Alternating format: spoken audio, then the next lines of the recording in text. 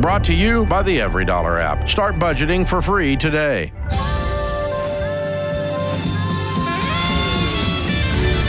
This is the Ramsey Show, where America hangs out to have a conversation about their life, specifically their money, their work, and their relationships. The phone number for you to jump in and get coached up today is 888-825-5225. 888-825-5225. Alongside the Natalie-attired George Kamel, I am Ken Coleman. Excited to be with you. And let's get right to the phones. Christy is up in San Antonio, Texas. Christy, how can we help? Hey, guys. I have a convoluted situation here. We like the convoluted ones. We specialize in That's why we convoluted. show up for days like today. I was engaged, and he declared bankruptcy during the engagement, and I had no idea how much debt he was in. And we've since separated, and he's left me with the house that I can no longer afford on my own. And I'm trying to figure out if I get him back or just try to cut my losses and get rid of the house and just continue with my life. Okay, hold on. If I get him back, is that what you said? What does that mean? What does that involve? I don't know. We've been having this like back and forth thing for the last 3 months since we've been separated. And I don't know. I just feel like I hate that like he kind of left me with all these responsibilities that he committed to with me. And but can I tell you we this? were together for seven years. I'm glad he did it now as opposed to later. Yeah. This dude is a loser. Yeah. And you know it.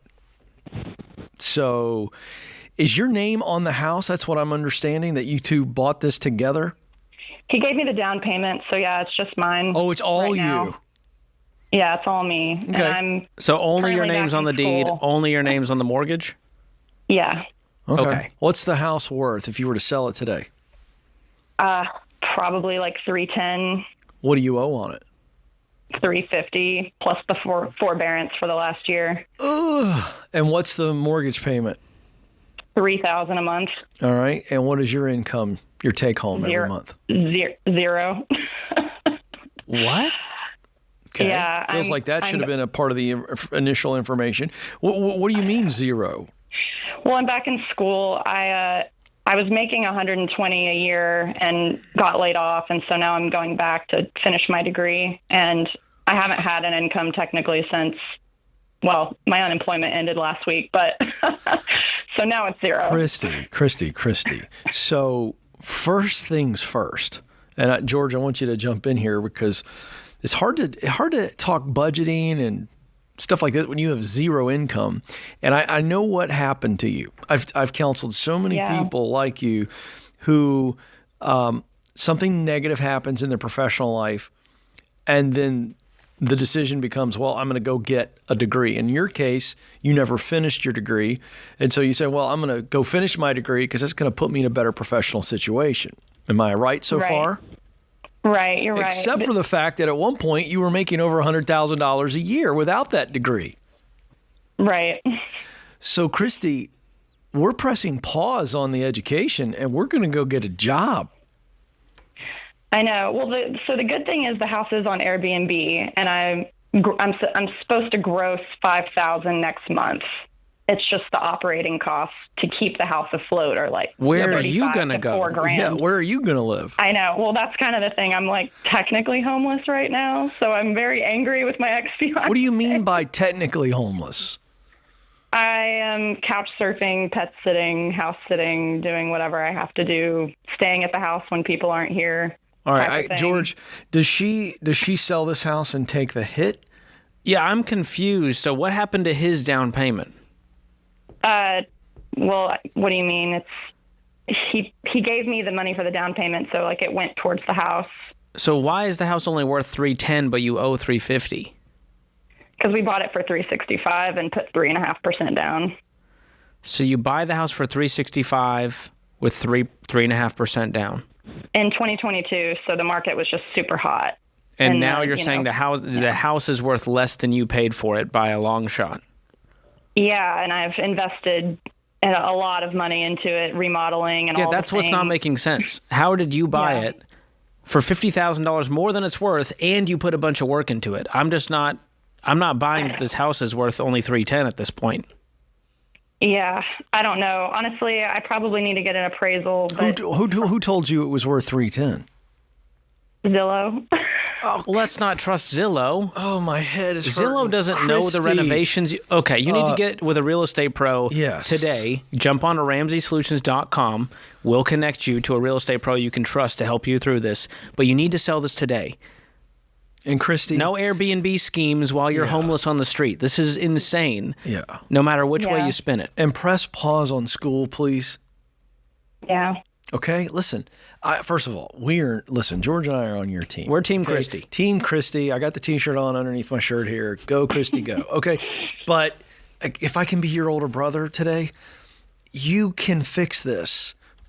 Okay?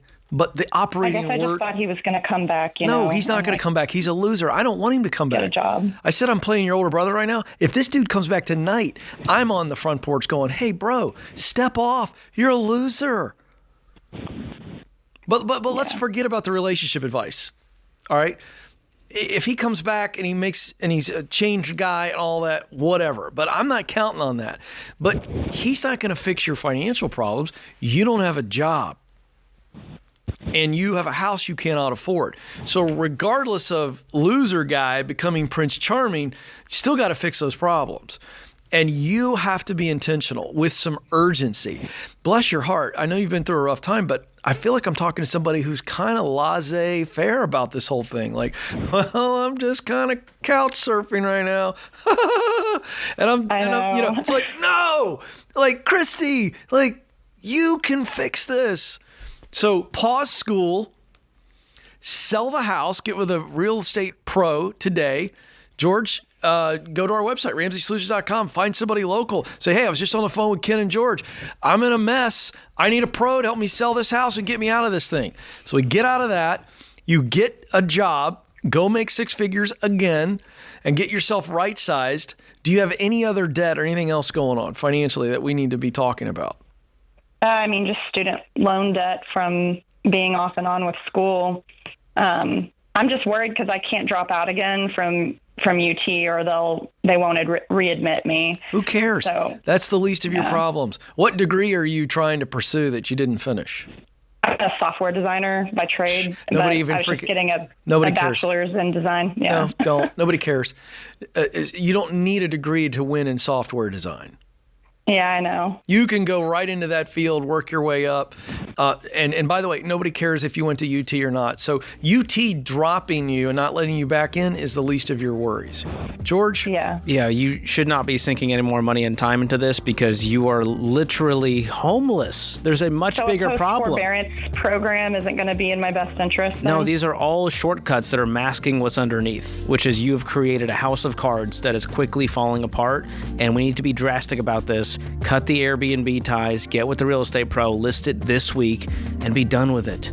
Have a home you actually live in, rent somewhere for a while, clean up the financial mess, and move on. George, this is why we don't buy houses with people we're not married to. No, this is the 1,000th story on the show of how this can go wrong. I'm so sorry. I got to get George some Tylenol. I see a headache coming on.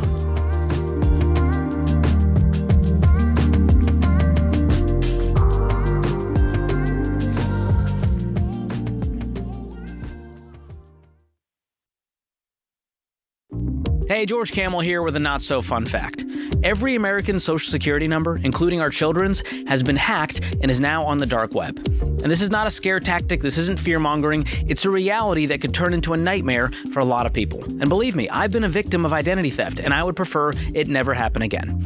Because once the bad guys have your social, it's the lifeblood for all of their activity. Think of all the places you use your social. Your banking, your employer, government offices, utilities, cell phone companies, everywhere. And once they've got it, thieves can open new accounts, drain existing ones, steal payroll, and wreak havoc all in your name. Not cool. And to be real, it's not a matter of if, but when. So you've got to protect yourself with Xander's ID theft protection. Xander has all the cyber tools to help, including home title monitoring, full recovery services if you do become a victim, and stolen funds protection. Not to mention, it's the best value on the market.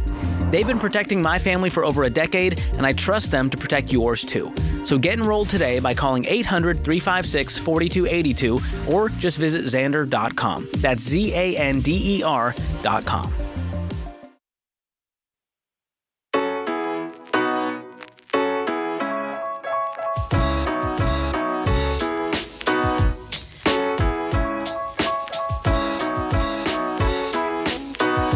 Let's go to Alex in Knoxville, Tennessee. Alex, how can we help today? Hey, guys. Thank you for taking my call. I'm a big fan of the show. I watch your all's YouTube videos and everything about investing and stuff, and it means a lot. You all took my call anyways. You bet. So I'm in a very, very, very bad spot, and I feel pretty much like nothing at this point. I took out so basically my job, I work it's a federal job.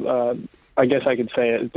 I work at the United States Postal Service, and we lost a lot of our package volume. So I knew that I was going to have to come up with some more money somehow. And stupidly, I took on day trading, and I made like $120,000 in 3 months. But I took out a $60,000 loan to get that. Long story short, I ended up losing the money, and then I took out another loan to try and make it back and lost it too. So now I owe like $6,200 a month in expenses, and I make like $4,000, and I'm about to lose my job because I can't afford a delivery vehicle to deliver out of because it's part of the contract. And I'm freaking out. My girlfriend cheated on me, and I feel like I'm going to lose her, and I feel like a lame excuse for a man, and I just don't know what to do anymore. All right. Well, first of all, take a deep breath. I'm glad you called us. And I want to start with the fact that you're not a loser. You've had some losses, and those losses sting. But welcome to the human race. You made some poor decisions. And really what you did is you made one bad decision, then you got panicked, and you made another bad decision trying to bail yourself out. But I got to tell you, you're not a loser. And I mean that from the bottom of my heart. This isn't a pep talk, but you're not a loser. I'm sorry about the girlfriend situation. You'll look back on this many years from now, and you'll thank God that you didn't go the long haul with her. So you've got two massive hurts, just absolute, a left hook and a right cross, and you're spinning. So I'm still with her. I'm just trying to figure everything out. Well, we're not going to talk about the relationship part right now. I want to focus on the bigger issue, which is you're $100,000 in debt and you might lose your job. Okay, so yeah, how certain are you that you're going to lose the job? Is this a foregone conclusion because you can't afford a car? I mean, I might be able to get my dad or my grandmother or somebody to help me get a vehicle. So that's a peace of mind there. I don't think that they would let me die, I guess. Well, first of all, but when you're not going to die, okay. We've taken calls, George, with a lot more debt on the line than the 100,000. Yeah, there's not like a bookie coming after you, is there? Like, are you burying the lead here? I'm just so overwhelmed because of how much underwater I am every month, and I've been working like 60 to 80 hours a week for the past 5 years, and for I've how got much? Nothing to show What's for your income? So last year was 87,000, and this year with the overtime cut, it looks like it's going to be about 65 or 70. Okay. And how old are you? 24. All right. Okay. Are you currently working with the no overtime? How many hours a week are you averaging right now? I'm getting like 55. So right now I'm getting about $2,500 every 2 weeks take home, but that's going to be gone in about 2 months. Okay, It'll so drop to like 1,800. Okay, so here's some good news. Good news. You feel like you can get a vehicle. You feel like you got a family member that can bail you out in the short term to keep this initial job. We want to do everything we can to keep it. But you're going to have to, you've worked crazy hours before, you're going to have to work a second job, maybe a third job for the foreseeable future. And that's all. I just don't know how because I'm so tired. I'm mentally exhausted. I get it, brother. But guess what? I had my wife and I had 3 kids under the age of 3. I don't want to hear a young 24-year-old tell me how mentally exhausted he is. I'm just going to pull that card out, George. Single moms have stood on this debt-free stage many, many times and talked about how much debt they paid off. I'm not knocking or in any way minimizing how tired you feel because you've been through a lot emotionally, but you got plenty left in the tank. I've just seen people deal with far more than you're dealing with right now. All right, here's the good news. You're not married to this woman. All right, it hurts. No. But you don't have time for a girlfriend right now. There is no way out of this, Alex. That's what I'm trying to tell you. George and I don't have a magic piece of advice right now for you to get out of this other than you're going to have to get a better job, or B, get a second or third job to get the income in. So I want you to suspend your disbelief for just a moment. And I want to bring George in. And let's just say that we can get our income back up to that $80,000 or $85,000 where you were before. George, I want you to walk him through, because this is a kid right here who does not believe that he can get out of this thing. Let's go walk him through what he does to begin to knock this $100,000 down. Well, let's talk about what kind of debt this is exactly. So how much debt total? You told us the monthly number. What's the total balance? They're all unsecured loans, and one of them is $43,000, and then another one is $30,000, but that one's a 22% interest rate. And then I have another one at $14,000, and then I owe my dad $11,700. But I just wanted to briefly touch it. Like, I get that I'm not married to that girl, but I have been with her for 4 years, and she's got a 5-year-old. So I'm like, all she knows, So yeah, but buddy, I feel like a failure to them. But Alex, you're not. She cheated on you. This is a separate call. And you told us she's giving up on you. Yeah, we don't have time in this call to address that. The bigger issue, my friend, is your money situation. Okay? George? So so you have about $100,000 in unsecured debt. And who gave you these loans? SoFi Bank and Citibank. And they're just all personal loans? Yeah. Okay. So here's the deal. You don't pay them a dime until you've paid your own bills first. Food, utilities, housing, transportation. So if we look at those areas, how can we cut down on those areas in order to create some margin? Where are you living right now? I live with my girlfriend and we rent. It's actually a really, really good situation where we've been there for several years, and the rent and utilities together is only $800. It's a little trailer. Okay. I don't know if, the price point, sure, but the living situation doesn't sound ideal to me. But you make a great salary for a 24-year-old living in Knoxville, Tennessee. Can we agree on that? That if you didn't have debt, you'd have a great life. Yeah, that's all I really want. Have you cut off all access to day trading or any other gambling? Yes and no. I'm still looking to see if I've got $7,000 cash left. I was trying to see if I could find, Alex, one big. No. This is not Ocean's 11. You're not going to hit the roulette table and strike it rich and clean up this mess. You're just going to dig yourself into a deeper hole. That's what got us into this mess. Would you agree? Is desperation and greed? Yeah. So it's not the way out either. And so you have to cut off access to the thing that ruins your life, which is day trading. Yeah. It's not going to be the solution. You are the solution. You getting off your butt, working 60, 70 hours for the next 2 years, that's what's going to clean this up. So how can we get you making... More than that. What's that? It's probably going to be more than 60 to 70 because I'm working 55 now. I'm going to have to work another full-time job just to make payments. Well, or like Ken said, you find a better paying job. Yeah. I don't want you to think that I have to work 100 hours because I make 25 hours, $25 an hour. Yeah. What are the skills that have caused you to make this money? And how can we find a different job even that can pay more than that? Maybe that's not a government job in the private sector. That's the problem is I never finished school, so I don't have a degree, so anything else looks like less. No, you don't need a degree. You know what you need to do is go get a job in the trades. They don't care about degrees. If you show up and work hard, you'll make money. But I'm going to tell you something, Alex. I'm really concerned because I'm still hearing a guy who's so beat up that doesn't believe he can get out of this. And George just gave you the answer. You don't have to pay all these people right away. You got to take care of you first. It's unsecured. If it goes to collections, they'll write it off and they'll live to fight another day. You're going to be fine. But I'd get out of this little teeny tiny trailer with this woman who cheated on you too. My goodness, you're staring at failure all day long.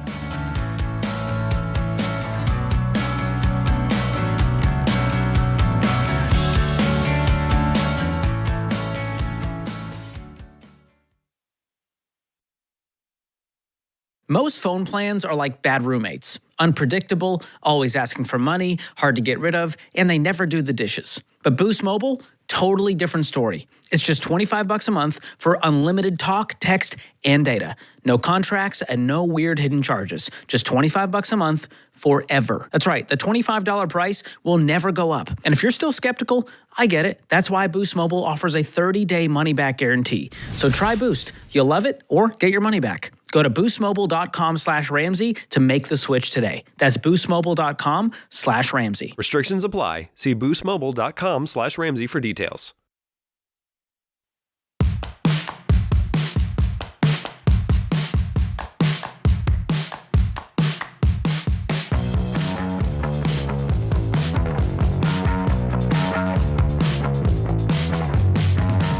All right, Brendan is joining us in Boston, Massachusetts. That's George Kamel's old neck of the woods. Love it when George gets to talk to somebody from Boston. Brendan, how can we help today? Hey, Ken and George. Hey, thanks for taking my call. I couldn't have handpicked better folks to kind of talk through my situation with me. Oh, that's good. Nice. Because you didn't get a choice. Well, a lot to unpack here, but I want to know, after following the Ramsey principles to a T, should I pay to go back to school and most likely end up taking a pay cut to pursue a new career in my current stage of life? Okay. I got questions. So which direction are we planning to go that requires you to go back to school? So I've always been drawn to clinical side of healthcare. I've worked in, on the business side of healthcare for the last 10 years. And, I woke up one day and I'm like, this really isn't doing it for me. So I applied to nursing school to eventually become a nurse practitioner. Okay. And that would require going back. Got to do it. All right. That always answers my first question. Is it the only way or is it the best way? And in this case, if you want to be a nurse practitioner, it's the only way, which means it's the best way. So we know that part. Now, you said you followed the Ramsey plan. And so does that tell us that you've got the money saved up for school to be able to cash flow? What's that going to do? What's income and paying for school look like? Yeah.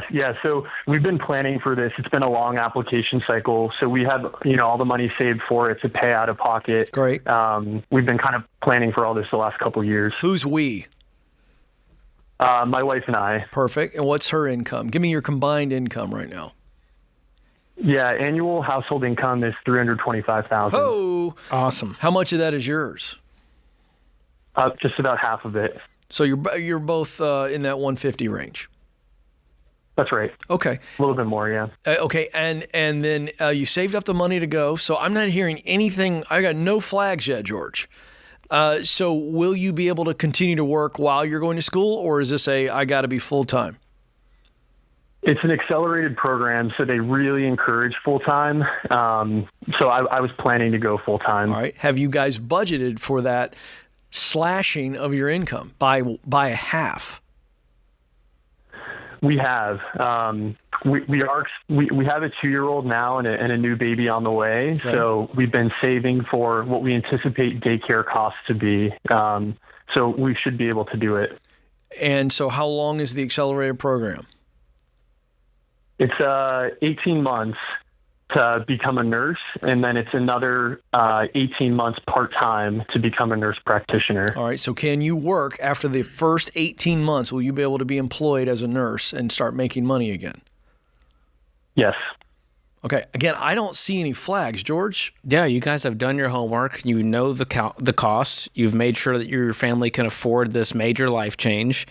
And I think it's a great goal. I mean, my brother is a nurse practitioner in Boston, and I don't think there's anything else he'd rather be doing. So it's an awesome field. You mentioned this pay cut. Are you talking about in the interim until you get back into work? That's right. Yeah. What I'm seeing is, starting salaries for nursing is, in this area, anywhere from like 70 to 80K for new grads. With me making 150K now, it feels silly to pay out of pocket to go back to school to then also be taking a pay cut. Well, that's for 18 months. Once you're an NP, what will you be making? Probably closer to what you're making now and eventually more. Yeah, that's right. Yeah, probably close to it. So this is not a long-term pay cut. Right. And it's what you want to be doing. Because would you be miserable 3 years from now if you were in the same position you are today doing the work you're doing? Oh, yeah. Yeah, I'm already miserable right now. And could you live off of $250 household income instead of $325 if you were doing what you loved? Definitely, yeah. I think we have our answers. Yeah, I mean, Brendan, I'm not kidding you. When I used to have the Ken Coleman show, George, this would have been a textbook answer for what I would have given to somebody to actually make a transition. And Brendan, you've done it. And very few are willing to do it and have done the work. Yeah, the fact that you guys have saved up money for that bridge between going back to school and getting hired, and then 18 months, so it'll be 36 months, you'll be back to where you are financially, if not more, and very, very happy. You've done this by the book. Everything you just answered is exactly what I would tell somebody on how to transition if you're going to take a temporary pay cut. And you guys have adjusted your lifestyle. I say bravo, George. Yeah, and this is one of those situations, Brendan, where on paper, you're right, it doesn't make sense on paper, mathematically, but money isn't everything once you have some. And you guys have put yourself in a position where you have the money to cash flow all of this, to not be in crippling debt at the end. You have a great income even without you working.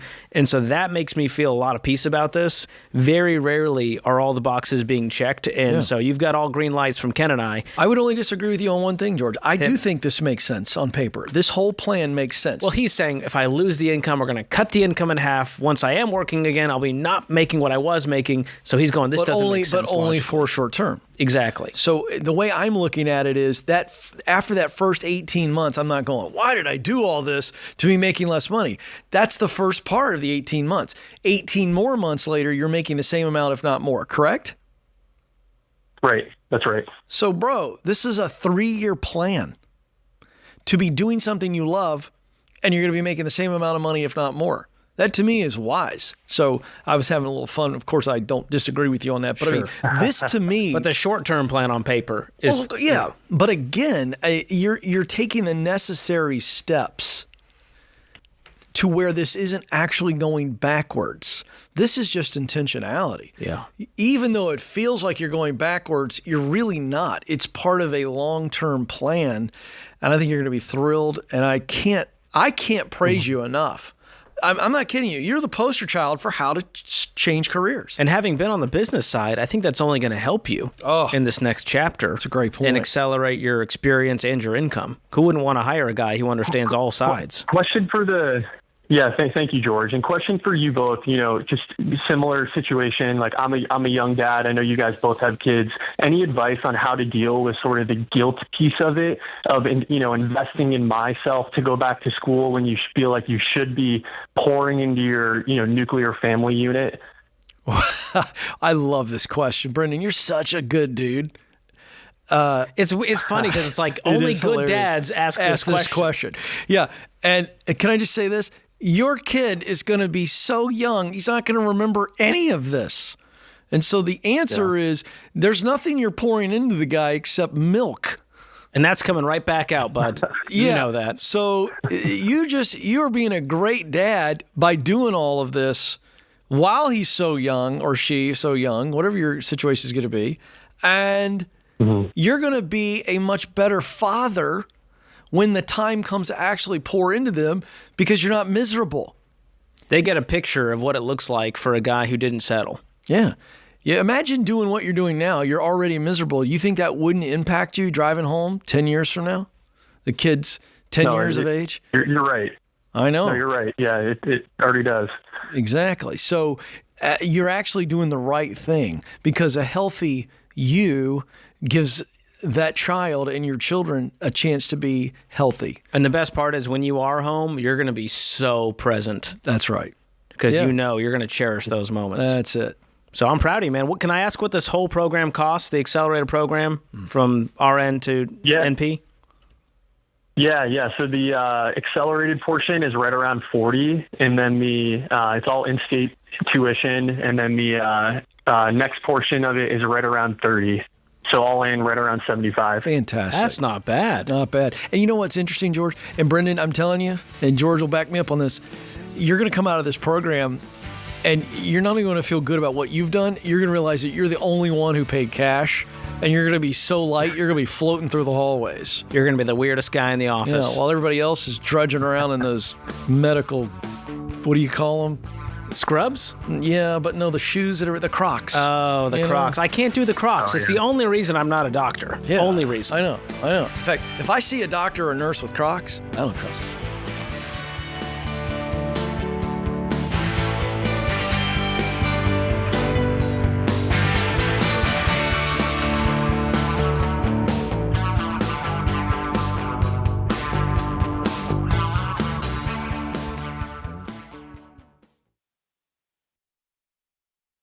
Hey, this is Dr. John Deloney for Churchill Mortgage. Good friends, I have bought multiple homes with Churchill Mortgage because they always shoot straight with me. They tell me the truth. So let me shoot straight with you. When you're getting ready to buy a home, the first step is not house hunting, it's making a plan. Don't settle for tapping a button and just talking to a bot.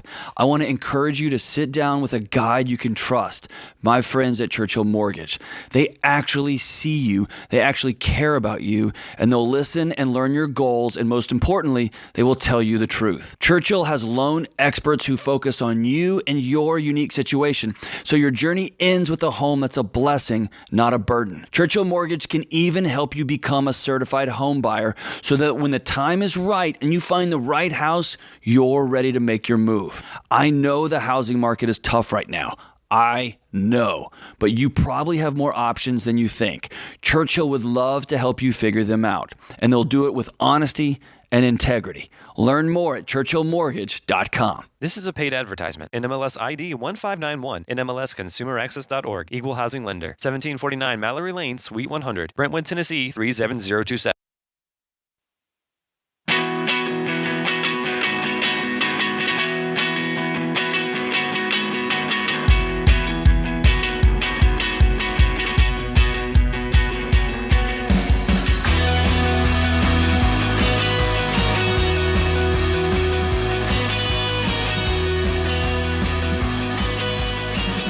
All right, George, it's time to talk about protections. You know, you love talking about protections. You know, you're the guy who knows more about insurance than anybody else.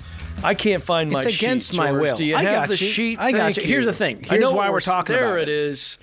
Couldn't have been more obvious, by the way. It said coverage checkup right there on the paper. Ken is he's hooked on phonics today. That's right. So when you're tackling debt, you're building wealth, people often forget about one of the most important steps to reaching those goals, which is insurance. Having the right coverage as opposed to having too little, too much can impact how long it takes to get there. You got to have the Goldilocks level of insurance.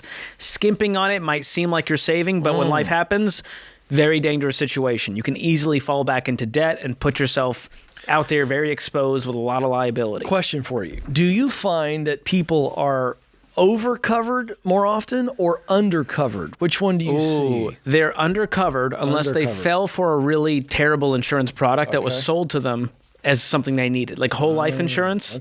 If they have that, they got sold a terrible policy. Most people are underinsured.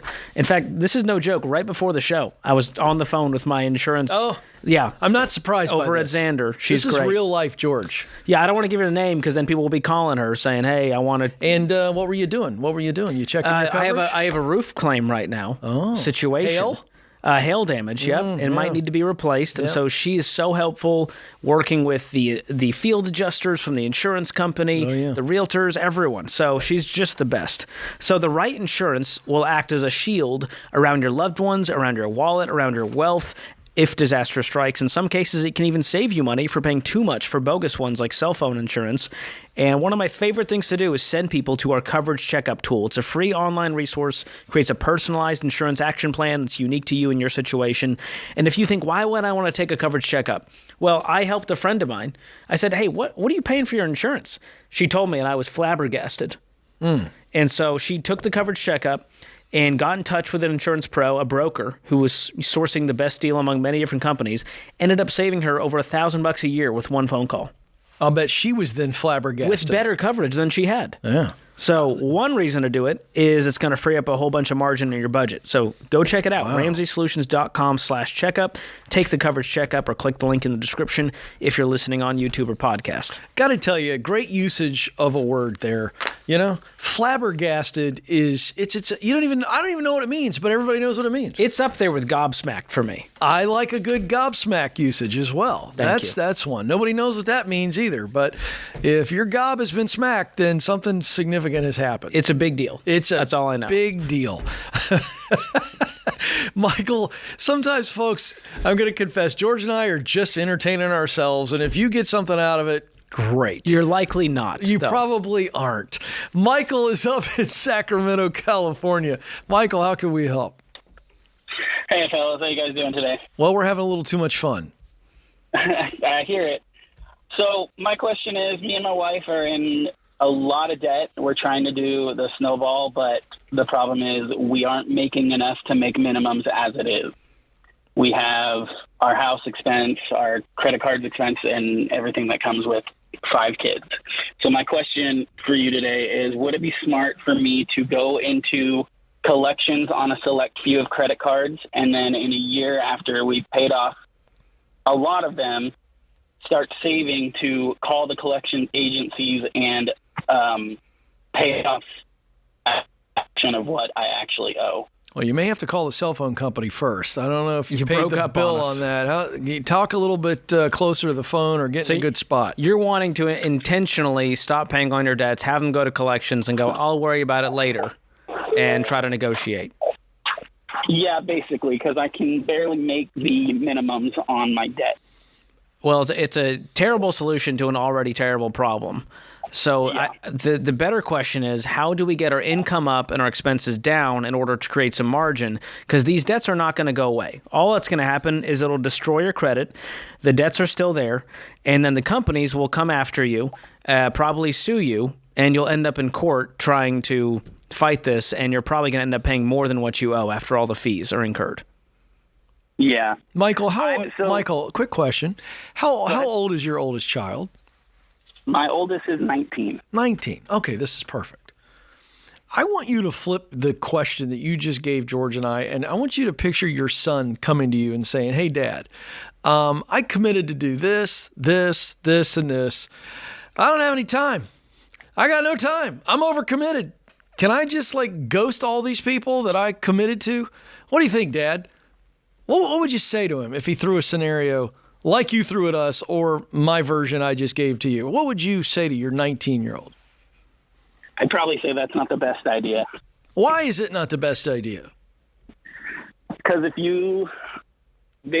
you're committing to these people, then your word is your bond, and you need to figure it out and figure out how to get it taken care of with all the people that you've committed to. Great answer. I agree with you. And I think there's one other thing and I think you'll agree with me on this one. I think the other reason you'd give your son that advice and the reason that you believe that's the right advice is because he wouldn't learn anything at all if he just ghosted everybody and just did a clean slate. Am I right or am I wrong?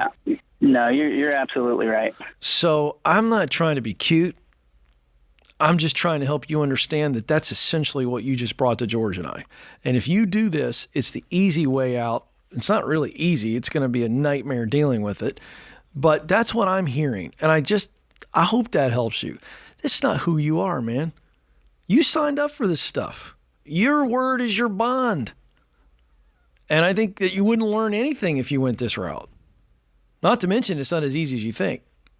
I think we're talking to a guy with his back against the wall, and you're going, hey, man, this is all I got left. This is the only card I have left to play. And we believe in Michael, maybe more than Michael believes in Michael right now. So let's talk through the actual numbers and see if we can find a different solution here. What is your household income? So we are making about 68 to 70,000 a year. Okay, and what is the total debt balance for consumer debt, non-mortgage? 75,000. Okay, and what is your mortgage payment every month? We rent. Okay, what's your rent every month? Way too much because I live in California. It's about $3,200. Okay, well, for a family of 7, that feels reasonable in California. I've seen prices with the same house around 27. You double income or one income? We are one income. I work full time at a machine shop. My wife works part time at our church. Can she bump up her hours or get a better full time job? At this point, we are hoping she doesn't have to. She homeschools our kids. I didn't ask you that. You sound like a politician on a Sunday morning show. I'm saying, can she get a full-time job at the church or a better full-time job for a season of life to help dig you out of this? I would say at this point, no, because daycare would be too expensive. We don't have any friends or family members that can watch the littles? Not near us, not close. And the enough, church no. doesn't have a daycare? Not during the week. Okay. Well, if she's working full-time, she could go get a full-time that could job cover the child care and give you guys some margin. Yeah. Yeah. And I think that might be the solution. You guys got to get more income, brother. I'm working on that now. I work 66 hours a week, and I have a second job. What's keeping you guys in this specific area of California? Nothing. I want to leave, but my wife doesn't want to. For what reason? We live in a really nice small town, and it's a town you can't afford. It is, really. It's over half your take-home pay every single month. Yeah. She's not going to have a house soon if we don't do something drastic. She's not going to get to do homeschool and everything else. This is a real serious marriage conversation. I think we need to come to Jesus meeting tonight with the wife, and she's going to have to choose reality. And either she's working full-time and we create some margin here to clean this mess up, or I think we're going to have to look at other options, which means public school, downsizing, anything we can do to cut the expenses and increase the income. That's your only way out of here, not defaulting on the debts.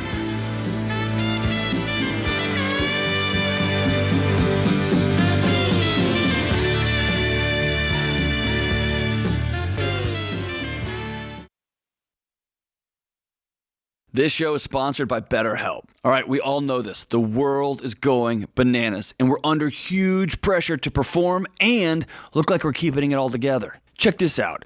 76% of people globally agree that mental health care can help resolve personal problems, yet 6 out of 10 people still believe that society discourages people from asking for help. Listen to me. Real strength, I'm talking real bravery, comes from opening up about what you're dealing with and then doing something about it so you can be your best for yourself and for everyone else that you care about. If you're feeling the weight of the world, please talk to someone, anyone, a friend, a loved one, a family member, or a therapist. I see a therapist every week. If you're thinking about trying therapy, contact my friends at BetterHelp. BetterHelp is 100% online therapy, so it's affordable and convenient for your schedule. To get started, just fill out a short online survey to get matched with a licensed therapist. And if it's not the right fit, you can switch therapists at any time, and it's easy and it doesn't cost any extra money. Talk it out with BetterHelp. Visit BetterHelp.com/Ramsey Radio to get 10% off your first month. That's BetterHelp, HELP.com/Ramsey Radio.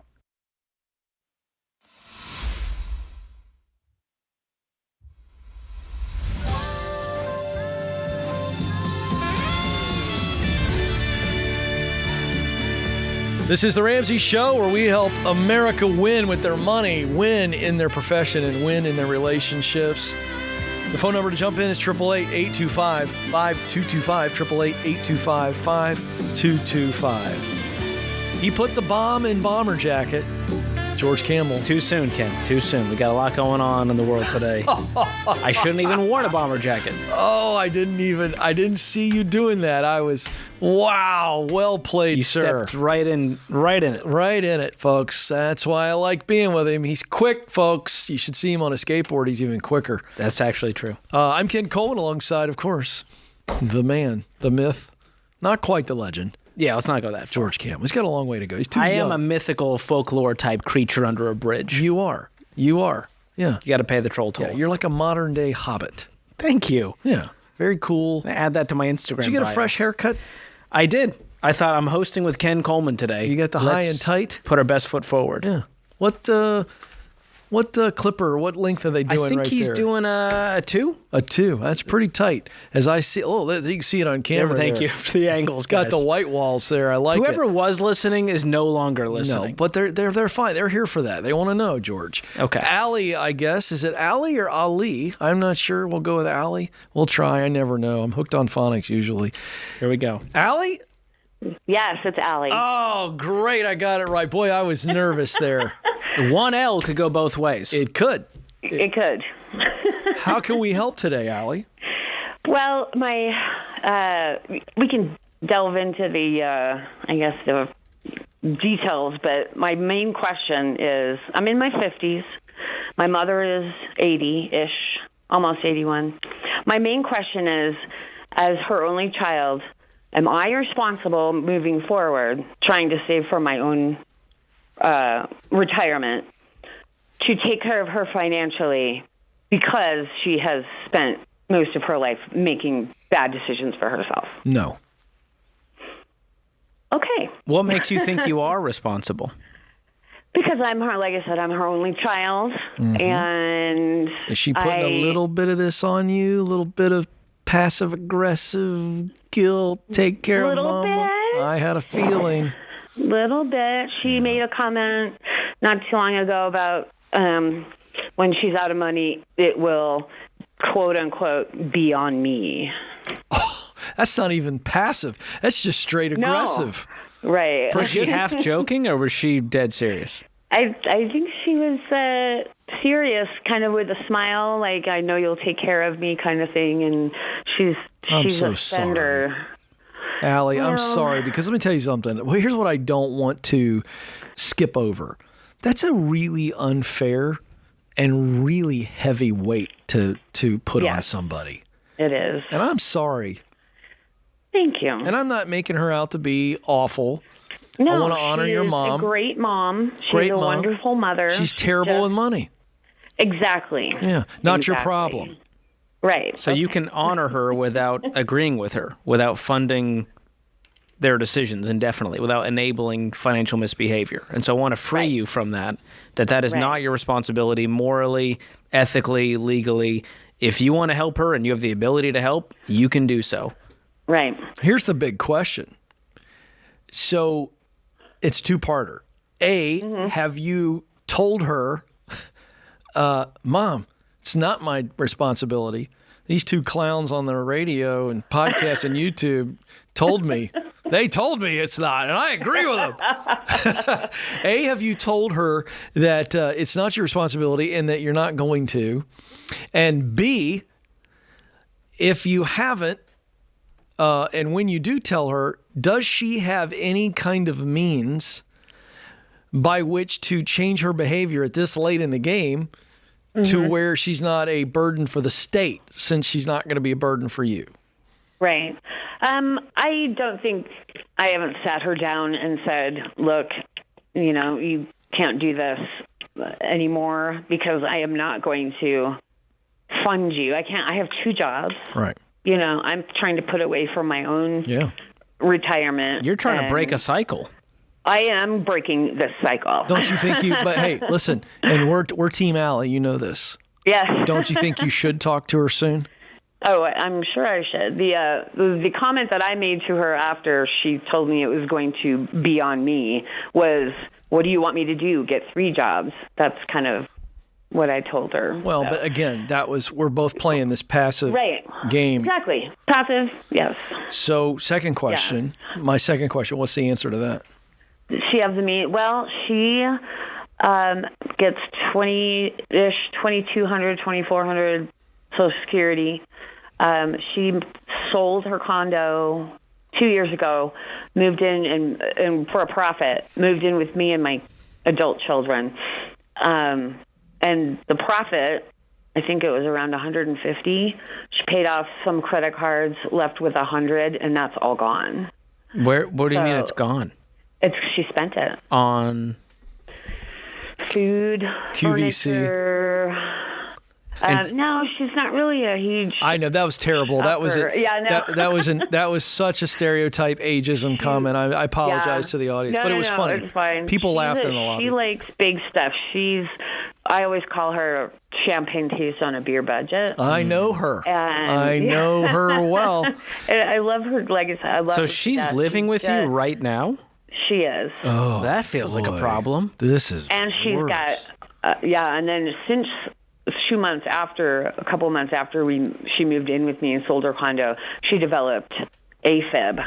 Oh. So she's battling, this heart thing. She's got heart issues and heart failure, and then that makes me feel even worse. Like, I'm not going to take care of So you. she piled up a bunch of debt, or she just spent all of her cash?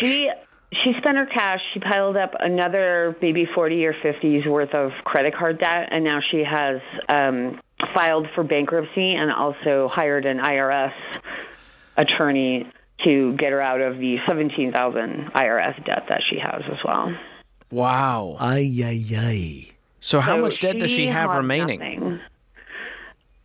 She just has the only thing she has left after all of her credit cards and stuff is her car, which she owes about $8,000 on. Does she even drive anymore? She does. If you could see her, she doesn't act 80, look 80. She drives. She plays bridge. She goes I know. to She lunch with her acts friends. like a 16-year-old girl living the endless summer. Sounds like to me. And I want her to do those things. I don't want her, I want her to get out and get some fresh air and this and that. But her heart issues now have made it really difficult for her to even walk up the stairs and stuff. All right, George. So what does she do here? Well, she's already living with you. You're not going to evict your mother and put her out on the street.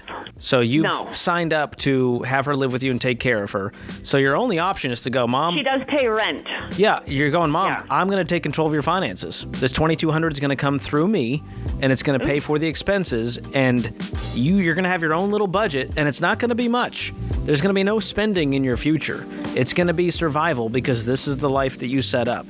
And so she's under your house. She's under your rules. Yeah, but that's how it goes. In no way, shape, or form do you try to help her with her debt. Her debt will die with her, if I'm correct, George. Yeah. And so don't you get sucked into that. Don't help her pay off her debt. No, not at all. You're a good mom, Allie, and you keep focusing on you getting financially healthy for you and your family.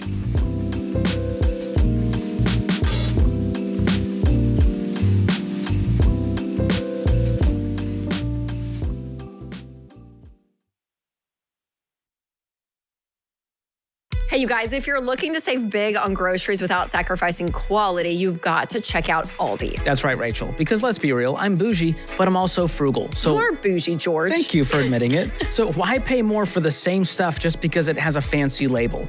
Aldi shoppers save up to 36% on a typical shopping trip over name brand products at other stores, which adds up to about $4,000 per year for a family of four. It's crazy. Yeah, and you know what? Their organic produce, their fresh meats, and even their private label, it's all delicious. So it's good quality stuff that's not going to bust the budget. And the best part, no membership fees, no gimmicks, no headaches, just a simple shopping experience with the lowest prices of any national grocery store. So beautiful. Okay, so stop paying more and start shopping at Aldi.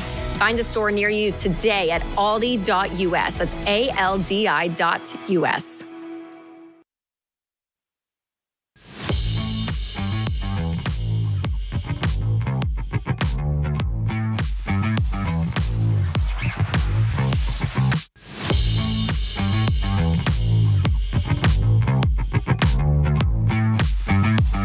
All right, let's go to Bill in Phoenix, Arizona. Bill, how can we help you today? Hi, thanks for taking my call. My question is this: whether I should gift or loan or not provide any money at all. to help my 33-year-old son and his family buy a house. They're planning to move. I don't have problems with that. They are in an existing house, but where they move to, they're going to have to buy another house. House prices are a little bit higher. And he has asked whether I'd be willing to contribute money to either increase his down payment that would lower his mortgage amount so it'd be a little bit more comfortable for him to afford. He's never given me an exact amount. He's floating the idea of anywhere from $50,000 to $100,000. I can afford it, but I'll be 69 in a few months, and I'm going to retire at the end of this year. And so my gainful income will end. My gainful employment ends. So this really comes down to whether it's a personal question, whether I should contribute any money at all. I don't view this as an emergency situation for him on it, but it would certainly make the transition for him much easier. Okay. Has he been responsible adult with money? Oh, yes. Okay. He's been responsible. Has he ever asked for money before from you? No. Okay. And if you had not called us and you weren't talking to us about it, you couldn't talk to anybody about it, what is your gut telling you to do? I want to help him out in some respects. I know that. I'm saying, but not at the level that he wants. And my gut feeling is I'm not interested in becoming a lender to him. Great. I think lending money to family members creates a whole set of problems. You're right. We would agree. So let me put you on the spot just for fun. Yeah. Okay? Because there's no pressure here. But I love your answer. But my next question is, if, again, you couldn't talk to us or anybody else, and because we now know you said I'm leaning towards giving him some money, what do you feel comfortable in your spirit, in your gut, giving him money? How much? Well, how much? Yeah. Well, the thing is I would feel comfortable with 25.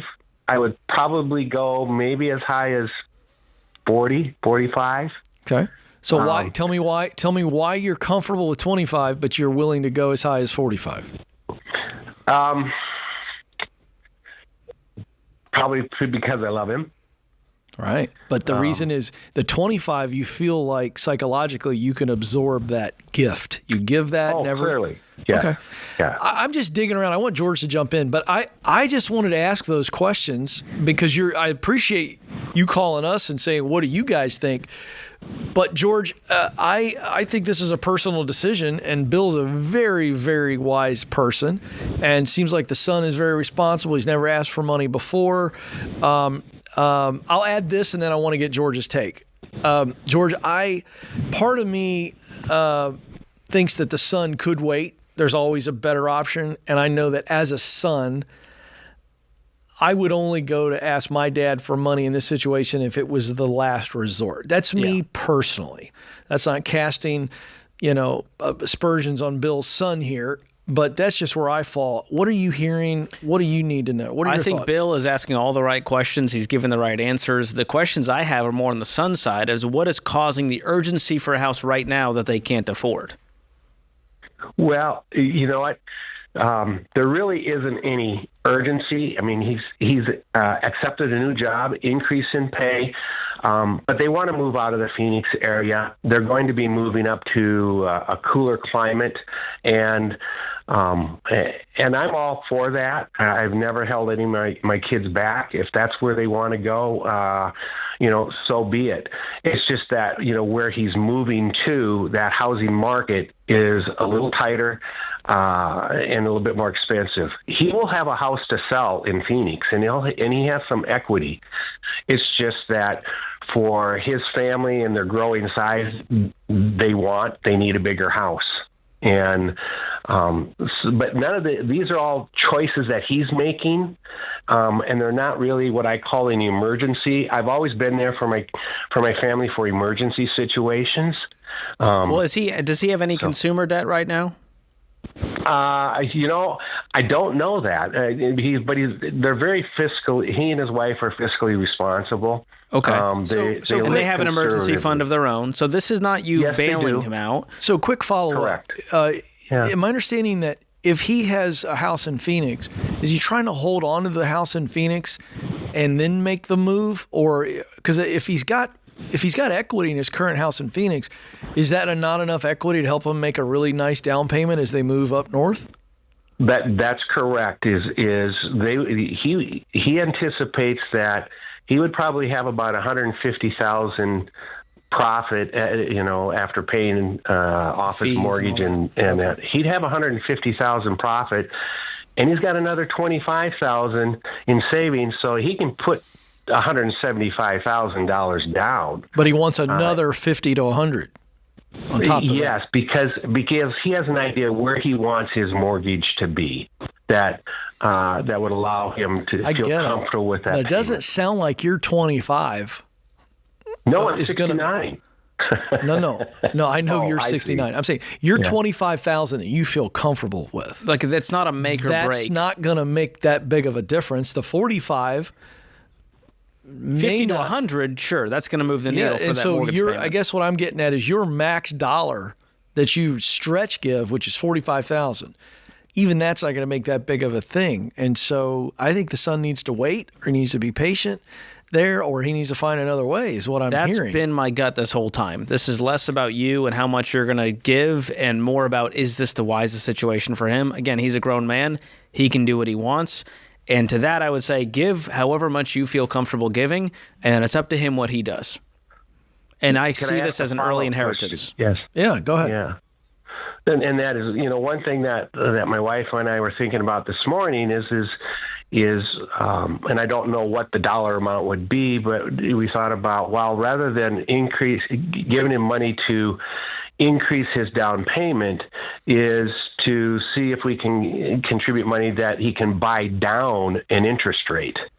Yeah, it's generally not worth it to buy down the points. You're better off just giving them that money for the down payment at that point. I know interest rates are high, and it feels like a win. You can do, break-even analysis on all of that and figure it out, but we found in our experience, it's just the numbers rarely work out. I see. So I would give what you're comfortable giving, and I would also caution him to not overbuy and get starry-eyed with the kind of house that they're looking for. They might need to wait. They might need to look at a different neighborhood. They might need to scale back on the type of home they were looking at. And Bill, I'll throw this out here. When Stacy and I moved our 3 kids here 11 years ago, we rented for 2 years. Just because we wanted to make sure that, because I felt like we were going to be at Ramsey Solutions for a long time, and that's proven to be true. And I wanted to make sure that we were planting in the right place within the Williamson County area. And so we rented for 2 years. It's not a bad play. Yeah, George? If he's getting a pay raise and he rents for a year or two and they continue saving up the down payment, and maybe you gift on top of that, I feel much better about the situation. Can I ask what your net worth is or what's in the nest egg? My net worth is just below $2.3 million. Okay, and how much do you have that you could, make liquid? Well, I don't want to make liquid. I mean, I would give him the money out of our high yield savings account. I don't want to be cashing in. On your actual That's investments. a taxable event. How much do you have in cash? About $150. Okay. So this feels more emotional than it is financial. He could give more if he wanted to, but I don't know like where your head's at, Bill. Okay, good. Because I was going to say, I like how you answered. You were pretty clear on that 25 to 45 range being, and I'd stick to that. Any more than that, he's going to get resentful, and I wouldn't do it. Yeah.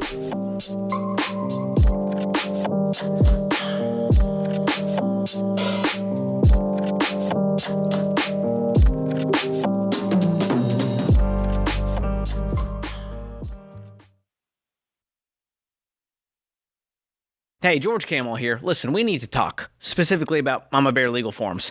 Allow me to paint you a picture. You plan a vacation, you make a budget, you book the Airbnb, you build a spreadsheet of activities because you're that person, you fire up the Maps app, and boom, trip of a lifetime.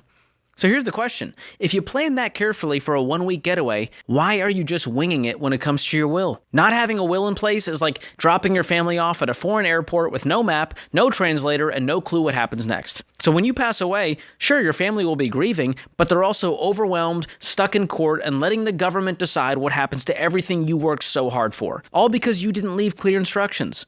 So the good news is you can fix this in 20 minutes with Mama Bear Legal Forms. I used them for my own will, and it was fast, simple, and gave me and my family peace of mind. There's no stuffy lawyer's office, no drama, just a few clicks, and your family's protected. Listen, a will is too important to ignore. It's how you love your people well, even after you've yeed your last haw, as we say in the South. So go to mamabearlegalforms.com and handle this tonight. Use the promo code Ramsey and you'll save 20%. That's mamabearlegalforms.com, promo code Ramsey.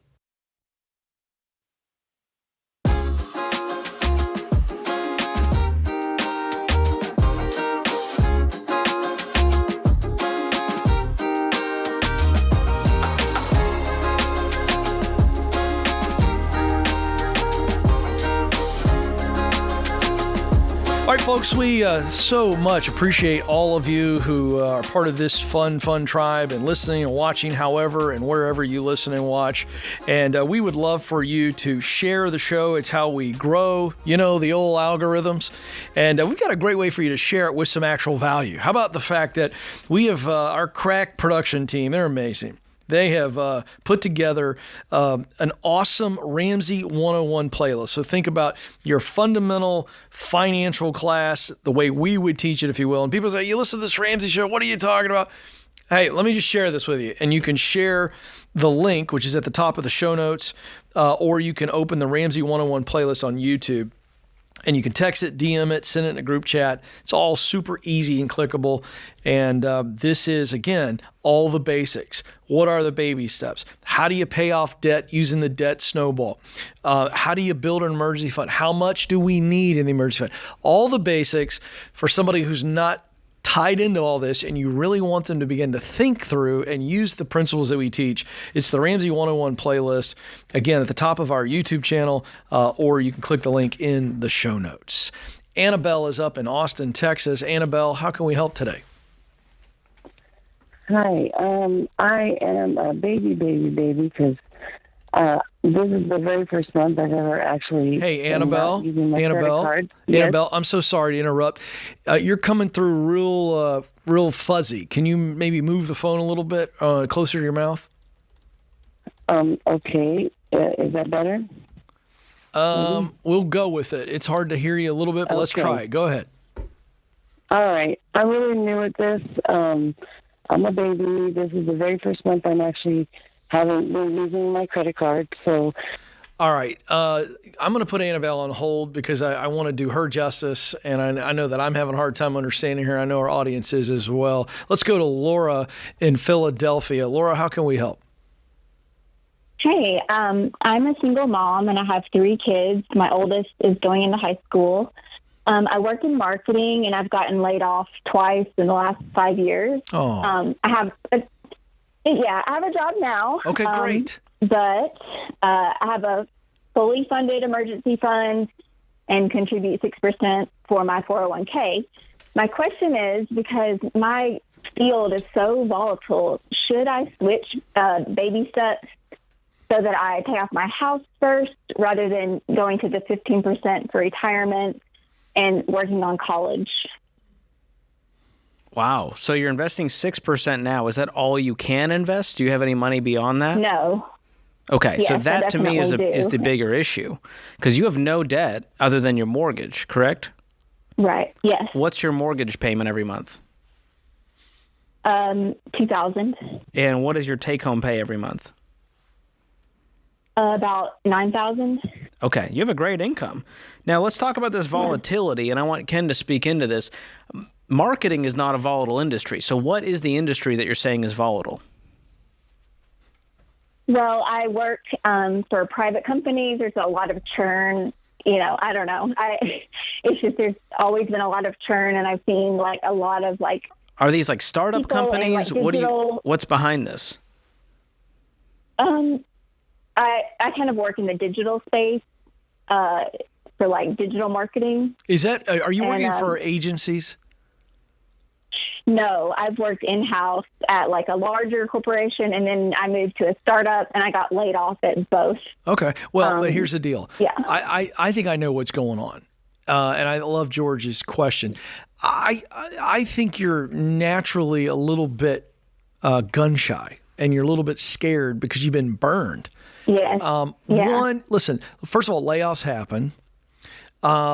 And that happens many times at really big companies, because you know how they do. They staff up when the stock is good or profits are great, and then they let people go when the stock drops. And that sounds, by the way you're reacting, what happened to you on one of those situations. The other situation is a startup. So to me, that's the risk. It's always a risk when you go to work for a startup. It's the reason they call them startups. So George, I'm going to give it back to you, because I think what's going on here is just a natural fear of getting burned again. Yeah. And to simply answer your question, no, you shouldn't focus on paying off your house and skip investing. And it sounds like you couldn't even do that if you wanted to, because right now you're not investing 15%. And I'm confused because you have an amazing income. So what are your monthly expenses? I've been stockpiling my emergency fund because I am terrified. So I have a. How much do you have? Like 1 year, I have 100,000. What do you have a year of emergency fund for? Are you scared of another layoff to where you're not going to get a job for 6 to 8 months? Yes, all caps. Yes, and so I am very high, like in my field, and so the jobs are so limited. And also because I'm a single mom, I want a remote job, and those are so limited. So I'm trying to find it's a very long process to get a job. But your job is stable now. There's no fear of layoffs? Yes.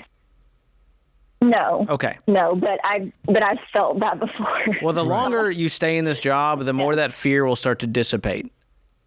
Yeah. So that's the good news. But you're good on the emergency fund. Let's move on and crank up that investing to 15%. And then if you want to throw some money into a 529 plan for each of the kids, I would do that. Yeah. Set a goal. Maybe it's $200 a month for each kid. You can use investment calculators. You can work with a SmartVestor Pro. You can get in touch with one through our website and go, okay, how much will I need per kid based on their ages? Or can I start to cash flow some of this? Can I talk to the kids about a college plan? Do they want to go? Where do they want to go? What degrees do they want to pursue? I would start having that conversation with your high schooler now to develop a plan. Okay. And then beyond that, if you have money outside of that, with this take-home pay, start chunking some toward the mortgage, extra toward the principal. Okay. Maybe you decide to do, hey, I'm going to do $1,000 per month. I'm going to ratchet it up every year. If I get a raise, I'm going to ratchet it up. And then as the kids exit their college phase, you're going to have even more to throw at the mortgage because you won't be cash flowing. Okay.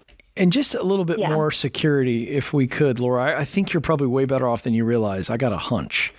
How much is your house? How much could you sell your house for, and how much do you owe on it? I owe $270, and I probably could sell it for $550. Perfect. I just wanted George to hear that information as well, because I just feel like you're way better off than you realize. If for some reason you were to be laid off again, you got options with that house. You're not stuck. You know what I mean? And for that reason, you should be paying into your retirement the full 15%, like George told you, and take care of the kids. 529.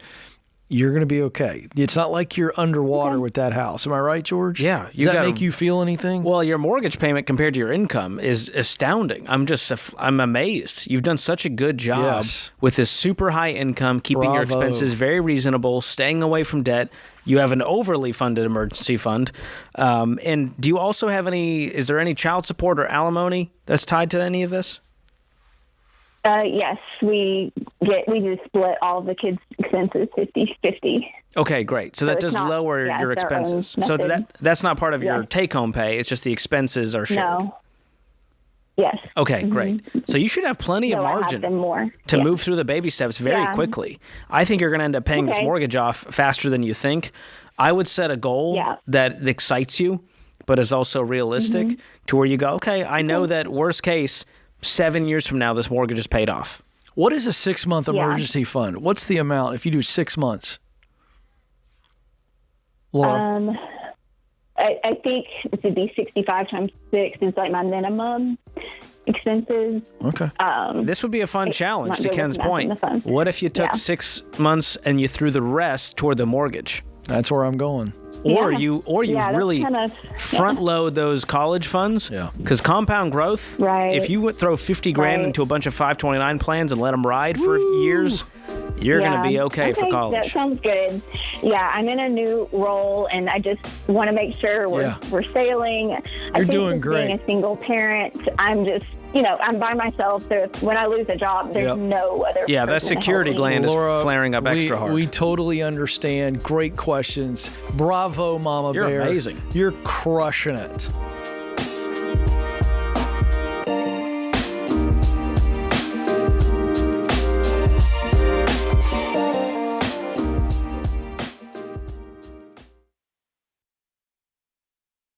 These days, business as usual is anything but. Tariffs make trade policy a moving target, supply chains are squeezed, and cash flow is probably tighter than ever. So if your business can't adapt in real time, you're in a world of hurt. That's why you need NetSuite by Oracle, trusted by more than 41,000 businesses, including Ramsey Solutions. You need to see what's happening, what's stuck, and what's costing you, and how to fix it. And NetSuite is the #1 cloud-based business management suite because it helps your business make the right decisions fast. It brings accounting, financial management, inventory, and HR into one place so you're not left shuffling a dozen different spreadsheets. That gives you the visibility you need to make quick decisions based on actionable data. And NetSuite AI automates everyday tasks so your team can focus on strategy. It's one system for full control and no guesswork to tame the chaos. And right now, if you're leading a business doing more than $1 million in annual revenue, download NetSuite's free ebook, Navigating Global Trade, 3 Insights for Leaders, at netsuite.com/Ramsey. That's netsuite.com/Ramsey.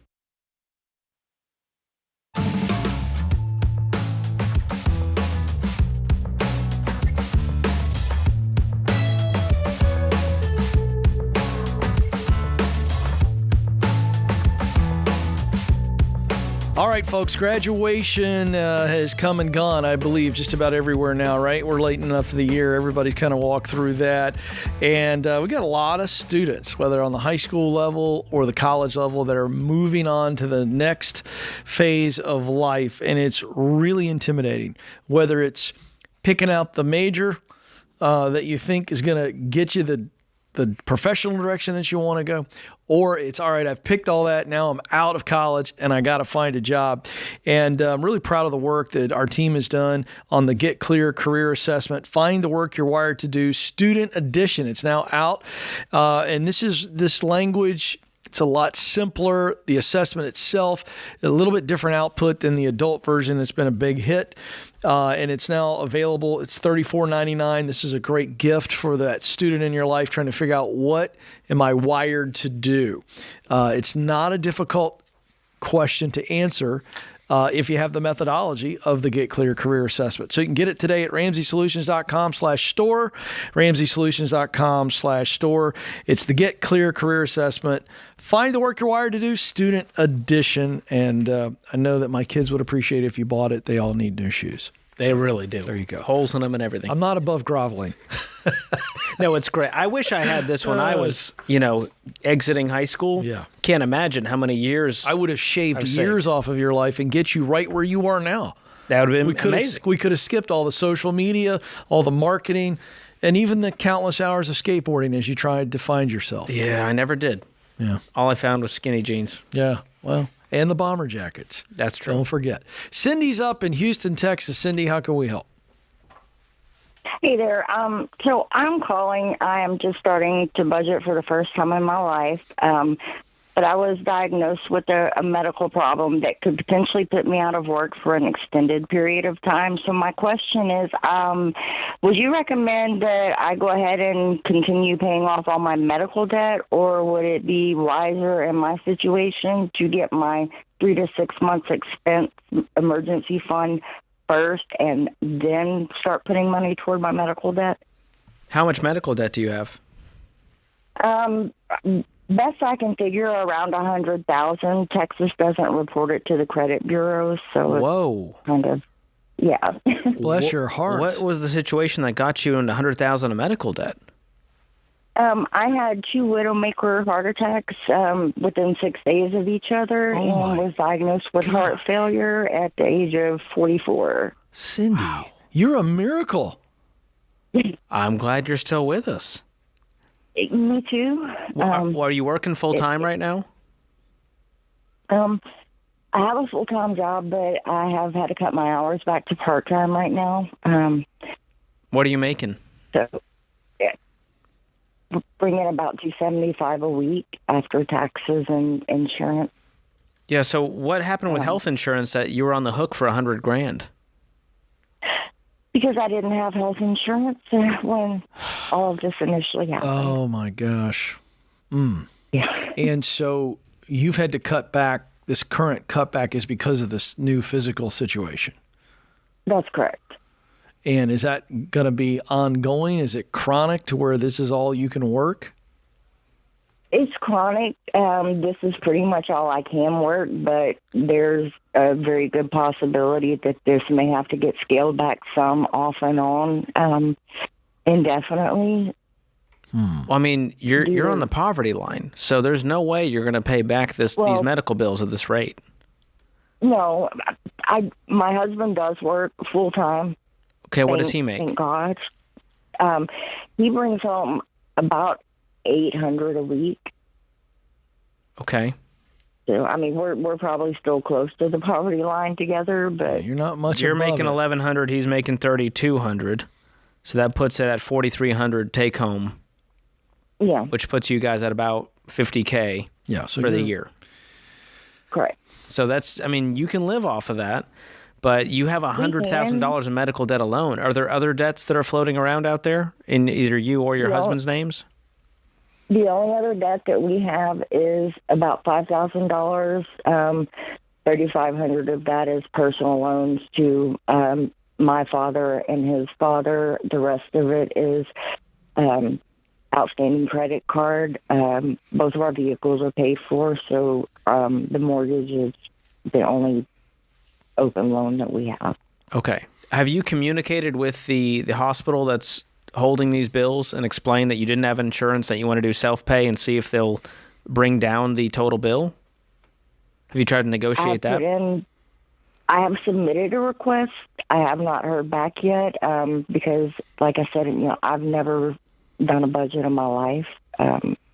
Never been taught how, so the every dollar budget has... Is your husband on board with this? Is he going, hey, we got to... 100%. Okay, so you guys are both ready for some life change. Yeah, definitely. Okay. I wouldn't jump to just building the emergency fund. What you can do, you have good health insurance now that's covering you? I do for the time being. If something happens with my job, then I'm out, and I've been told I'll never get private health insurance. And he doesn't have insurance through his employer? He does. It's ridiculously expensive, and nobody at his company really wants me on their insurance. It's a small company, and their rates are based off of... It'll drive their premiums up for everyone. Exactly. Yeah, because it's a group plan. Okay. Correct. Well, what you can do is create a sinking fund in your budget. And so what that looks like is you would have a line item that says medical, and you could put $400 every month into that line item and put that in savings. Okay. And that way, at the end of the year, you have $5,000. And so you kind of have an ongoing little medical fund to cover your ongoing care that's needed. But what I don't want you to do is just ignore the debts and just stack up money for who knows what. You have good insurance now. The damage is done. We'll deal with that. Let's get an itemized bill from the hospital. Let's work with their finance department to say, listen, we're not doing well financially. Do you have any, hardship programs that could lower this bill for me or forgive this bill, and fight that and see what you can do to get rid of that medical debt. And if you do that, you've cleaned up the mess.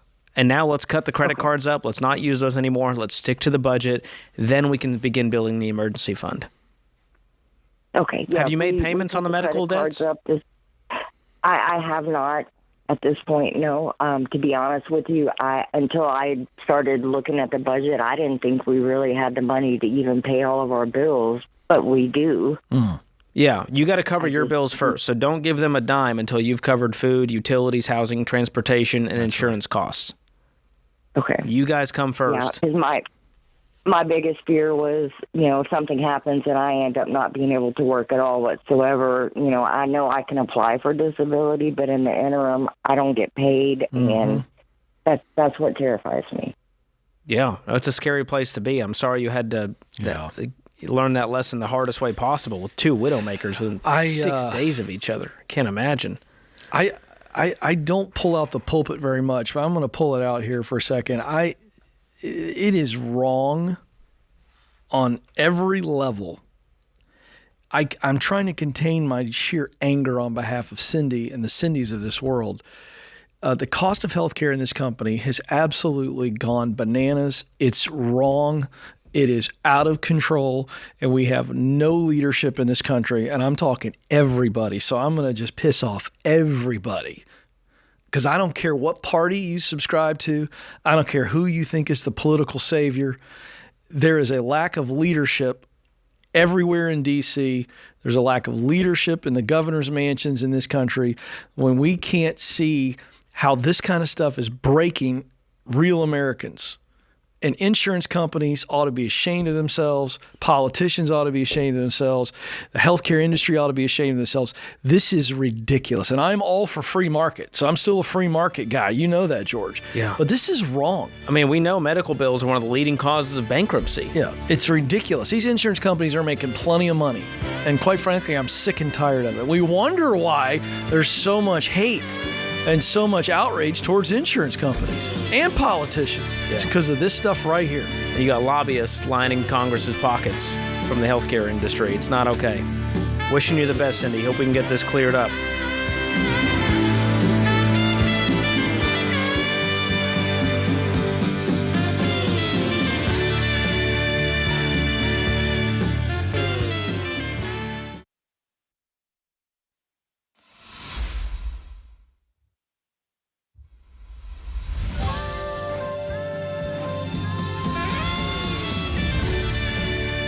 This is the Ramsey Show, where America hangs out to talk about their money, their profession, and their relationships. Thrilled to have you with us. 888-825-5225 is the phone number. 888-825-5225. Alongside George Kamel, I'm Ken Coleman. Thrilled to be with him as well. Always fun. He's always a quip away from making me laugh pretty hard. That's the goal. That's all I can bring to the table. He's got a fresh haircut, so it looks like the first day of school for George. I got my backpack. Got your lunchbox? Yep. Mom packed it good. All right. Did you get the oranges? No, Dunkaroos, though. That's a win. Maybe a Lunchable. Dunkaroos for the win. I have no idea what you're talking about, but I'll learn more about it. Gosh, you're older than I thought. Your age is showing, Ken. I know. Never heard of a Dunkaroo before in my life. Mary is up in Charlotte, North Carolina. Mary, how can we help? Hi. I have a bit of a conundrum. I have taken over handling our finances from my husband. I just say he got into the sovereign citizen thing about 7 years ago.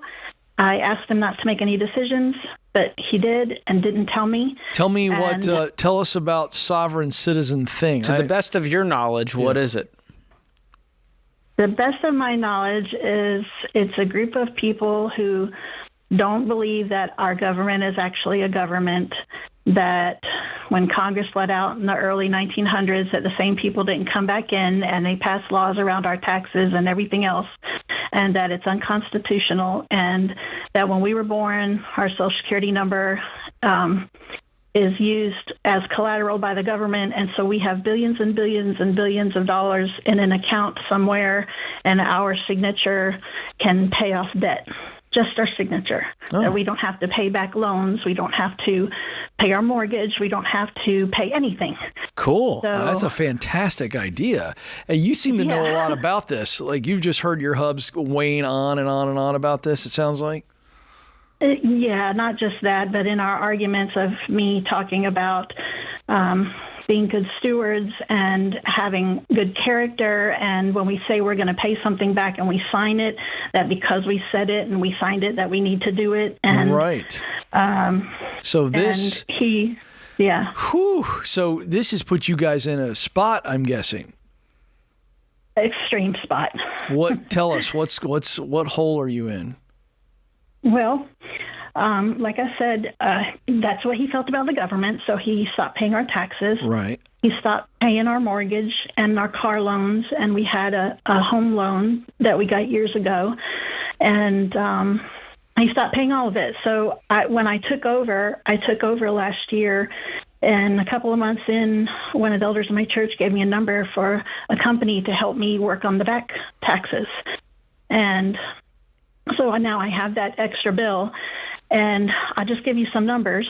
Taxes are over $500,000, including all the fees. My God. Mortgage, they tried to close on the mortgage. They tried to foreclose twice. The sheriff showed up. And like I said, I didn't know about any of this. Right. I found out when the sheriff came and said, here's your foreclosure papers. You need to be in court next week. And then I told my husband he needed to pay it, so he got us caught up. And then they repossessed my car. And so I told him he needed to pay it, and I got my car back. And then he didn't pay for another 7 months, and they came out with foreclosure papers again. And I told him, I said, I hold on one need to second. feel like I'm safe. Yeah, this is interesting to me. So forget the conspiracy stuff that he's all in and all this kind of stuff, but he's holding the money. He's not spending it, it sounds like.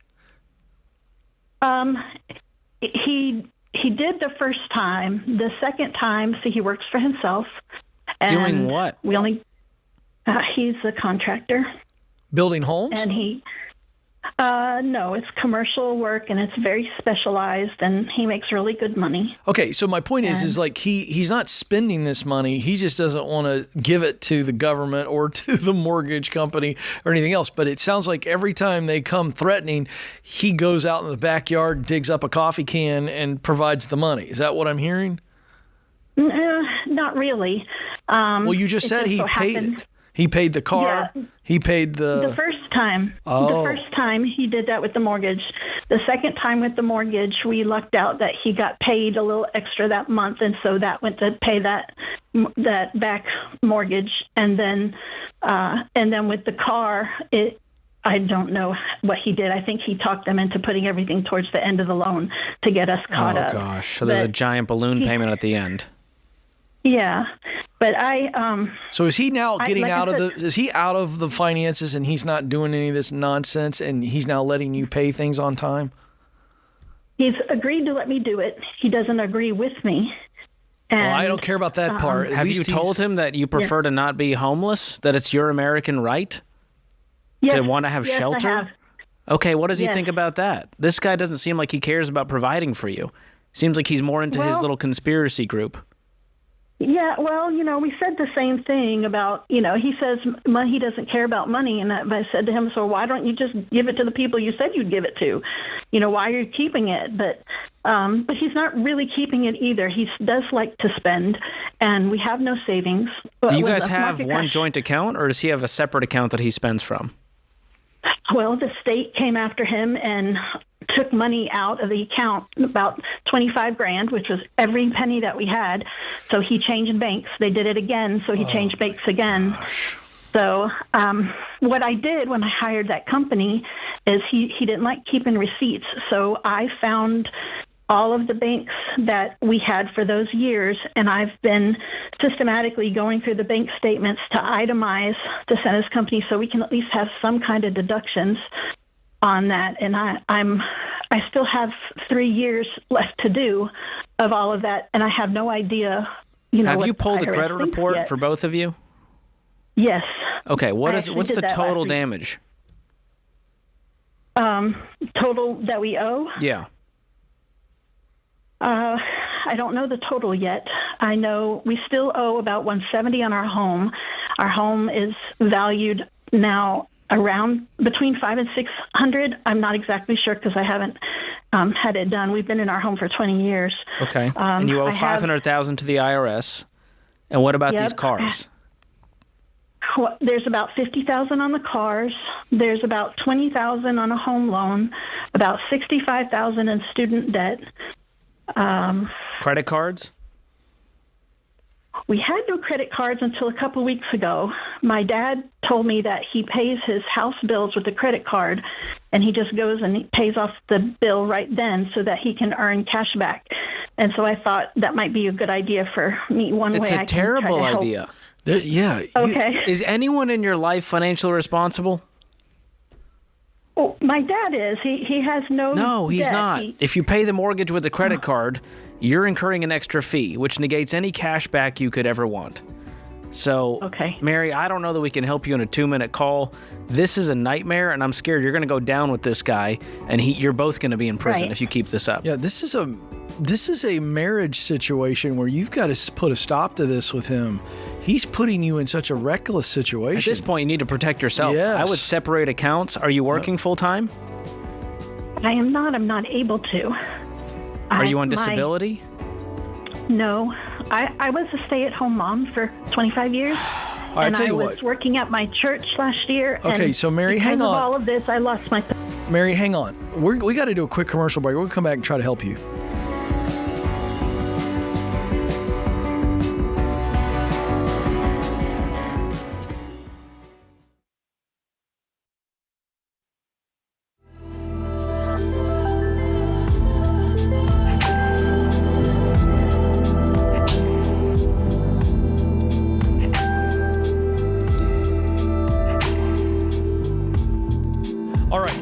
So we've been talking to Mary, and her husband has long been a member of a group called Sovereign Citizens. And these fine folks don't believe that anybody should pay taxes. By the way, I would like to point out, nobody hates taxes more than me, okay? But it's the law. Even Jesus took the subject on in the Bible. That's true. Give unto Caesar what is Caesar's. So, bless her heart, Mary is really under it. Can I go through the numbers to remind people? Let's go through the numbers. Set it up where Mary's at. All right, Mary, you back with us? Yes, I'm here. Okay, so I heard you have $500,000 in back taxes to the IRS. You have $50,000 in car loans, $20,000 in a home equity loan, $65,000 in student loans, and then you got $170,000 left on the mortgage, and the house is worth about $500,000 or $600,000. And we also, my husband was in the hospital last year for an extended period of time, so we also have about $60,000-$70,000 in medical debt. Okay, so and I'm supposed to be having surgery coming up, so I'm about to cancel it. Oh boy, do you guys have insurance? Do you know what it's going to cost you? Well, he didn't want to buy insurance either, so I just You got guys don't have health in insurance? April. We didn't, but we do now. But it won't pay for anything until next year on the date that I signed. Oh my goodness! What's the surgery for? I total knee replacement. Oh my gosh! And you told us that you can't work. I've been trying to work. I was working. I'm a worship leader, and so I was at my church, and I was struggling, and I went to my pastor with this, and he talked with the elders and deacons, and I did too, and I ended up losing my position out of safety for the church. What does that mean, safety? Was the church in harm's way? Because, well, if I got arrested because of all of this, so even they see the writing on the wall. Oh, yes, and they were talking with him, too. I told him I required him to start talking with an elder or find someone who's a mentor who knows the word that he could talk to about these things that he believes. And he did finally agree to go to counseling with me, but he's not talking to anybody. He doesn't agree with them. He thinks they all held him accountable in a meeting. He even said, he doesn't believe this, but he said that he thought I was being unfaithful because I didn't agree with him, and that he had the right to divorce me, according to what Paul said. What is keeping you guys together at this point? Well, I know he loves me, and I know that he's working at it, and I do love him. We've been together for 30 years. And okay, but none I of know that that God actually can do shows that anything. he loves you. Yeah, I don't see a guy who loves you. If they came and repoed my wife's car, put me on the street, and made me homeless because my wife said, I don't want to pay bills, I don't know how that's love. A love requires action.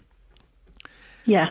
Mary, I didn't plan he said to. that I could take care of the finances. So he said, I'll What does he earn make? it and you can take care of it. Well, but if he's spending it, Mary, you already said that he's been spending it. So He needs to lose access to any money in this household. Well, at this point, he's not spending because I'm controlling the finances, and he's agreed to ask me before he buys anything. But he wouldn't be able to even if he wanted to because of the way our debt is now. Right. Yeah, you guys he also can't make had- minimum payments on any of this. $30,000 in contract labor. That's another debt. He should not be running his own business. Right. What does he make? Close to $300 a year. Okay. So there's some good Sometimes news more. in all of this mess. He's got a great shovel that if you take control of, we can clean this mess up. And if That's I what were I'm you trying guys, to do. can I just throw out a plan and see how you like it? Yeah. The number one debt to focus on right now is that IRS debt. Pay That's these what I'm back doing, taxes. yes. So that's what I would focus on first, followed by all this consumer debt. I wouldn't worry about the mortgage right now. In fact, I would consider selling the house and renting to clean up this mess faster. Really? Yes. Because you have over $200,000 in consumer debt alone. You have $500,000 to the IRS, and then you have the $170,000 mortgage. So we're approaching $1 million in debt. Yeah. And Mary, Right. the IRS is not going to play around.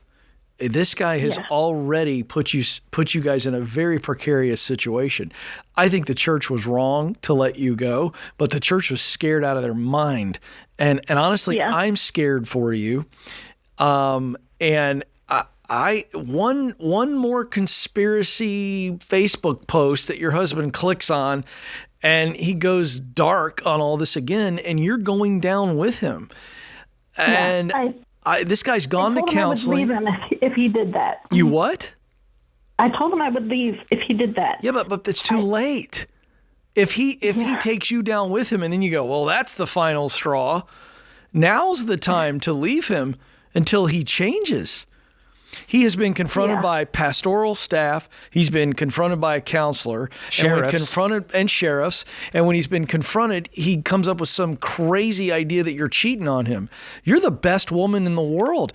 I think most women would have long since left this clown.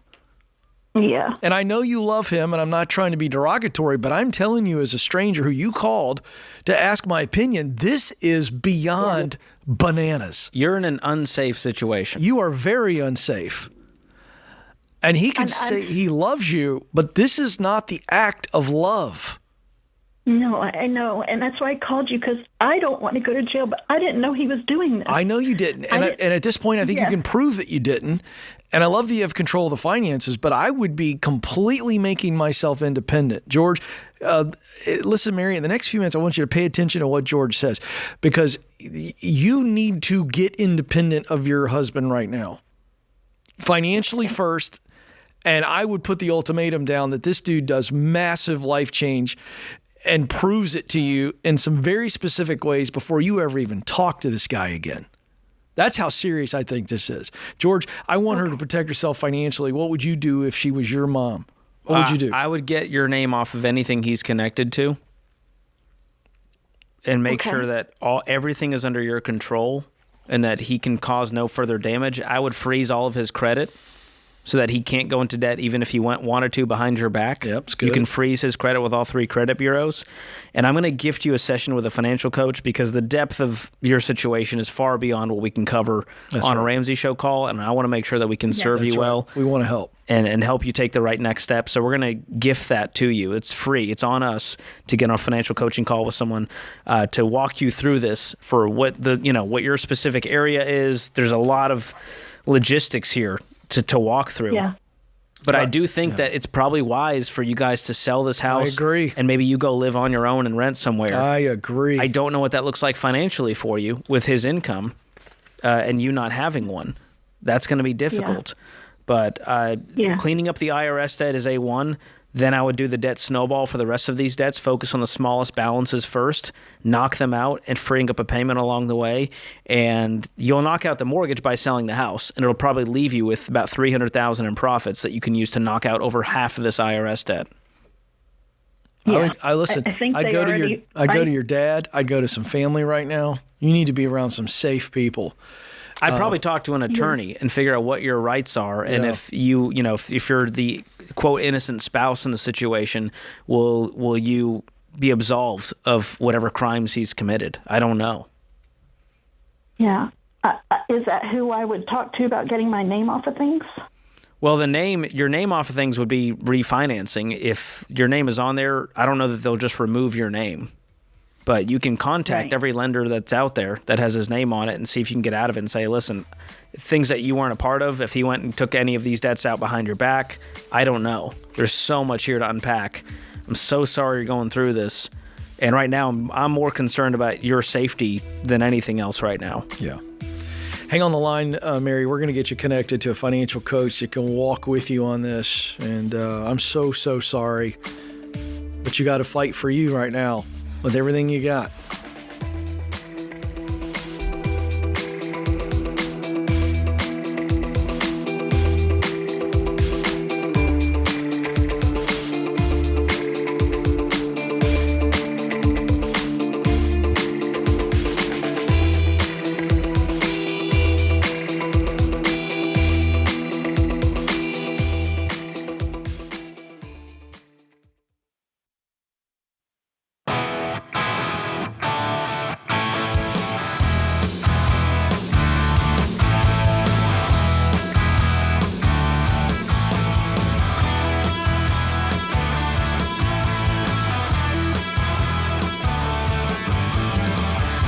All right, time for our Ramsey Show question of the day, which is brought to you by Y Refi. If you've got defaulted private student loans, let's be real, they don't go away on their own. But our friends at Y Refi will help you explore a low fixed rate loan based on your unique circumstances. Go to yrefi.com/Ramsey today. That's YREFY.com/Ramsey. It may not be available in all states. Today's question comes from Robert in the Baby Steps community.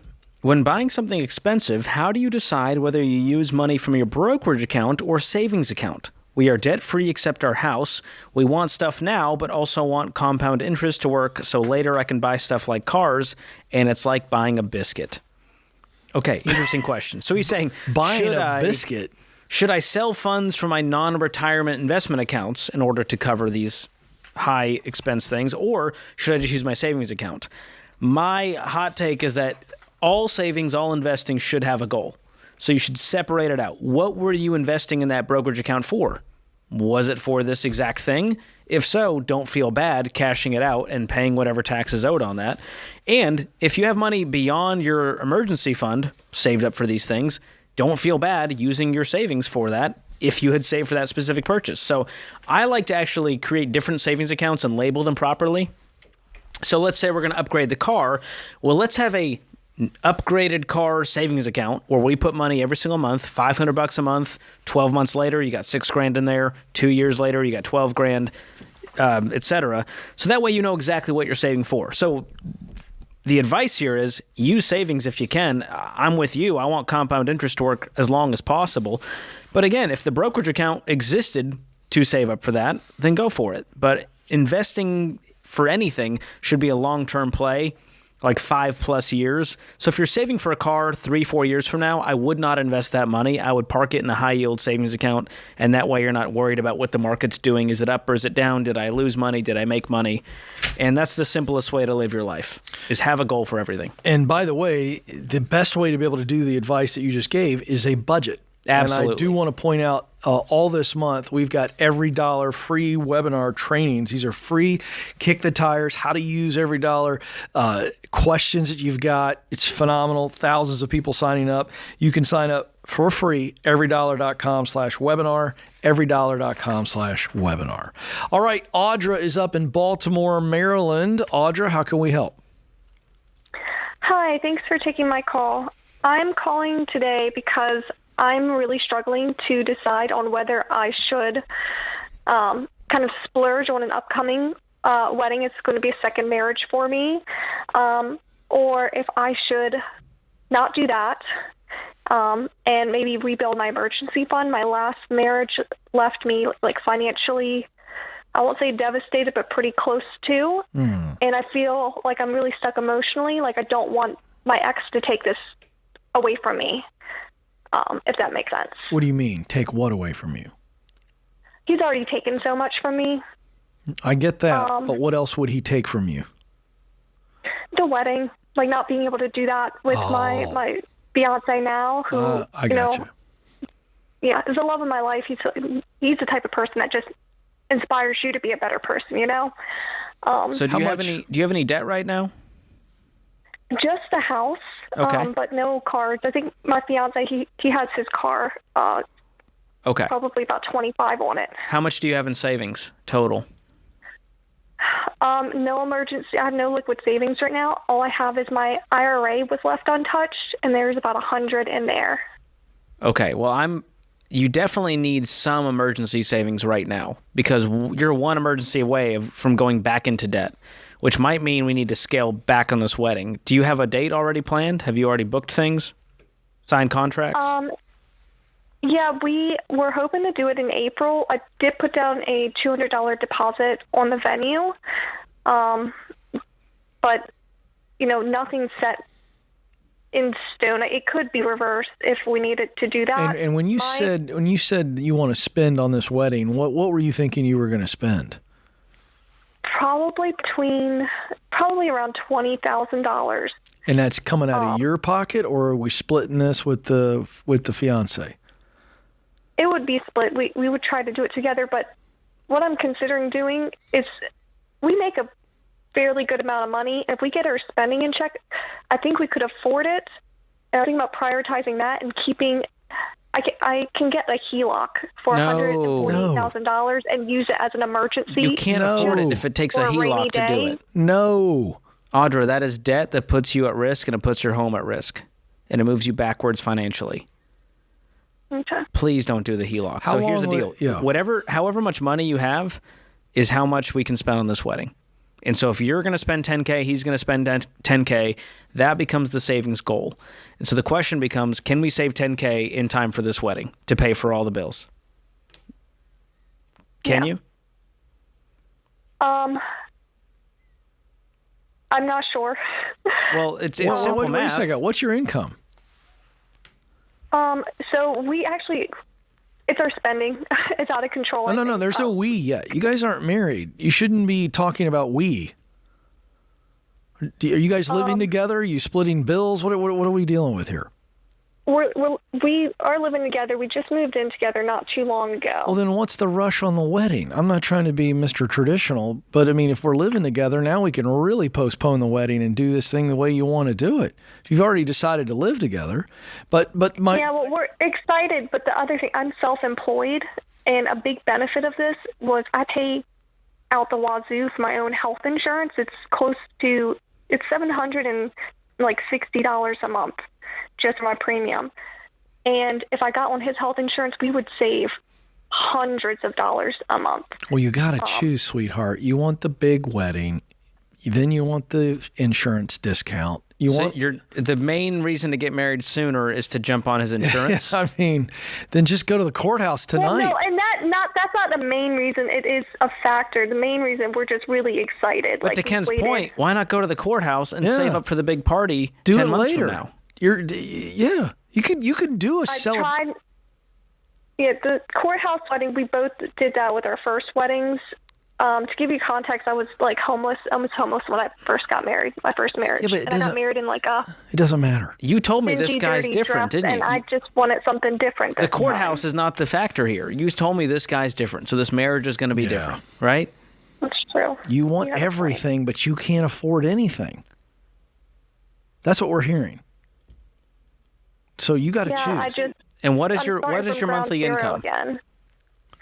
My monthly income's about $7,000. That's a great income. That's great. So you can get your emergency fund up, and then if you really hustle, you guys can cash flow this wedding. But you acted when George asked you, could you come up with $10,000 between now and next April? That's $1,000 a month. You were like, I don't think so. You make $7,000. Could you put away, before you did anything else, put away $1,000 of the $7,000 into a savings account? Could you auto transfer it and pretend like it never existed? Yes, I could. Okay, that means by April you would have $10,000 in that one account. Okay. There's your part. Could you take another $1,000 and put it in another savings account for your emergency fund? Could you live off of $5,000? I could most months. I have my own business, so some months are better than others, so it can be vary a little bit. But what are your expenses? You told me that you have a spending problem that he does too. Oh yeah. So let's prioritize. My bills. What's more my bills important? are about $4,300 a month. $4,300. Like my mortgage. So if life went perfectly and you followed the plan and you made $7,000, you would have an extra $2,700 you could throw toward your goals. Yes. Okay.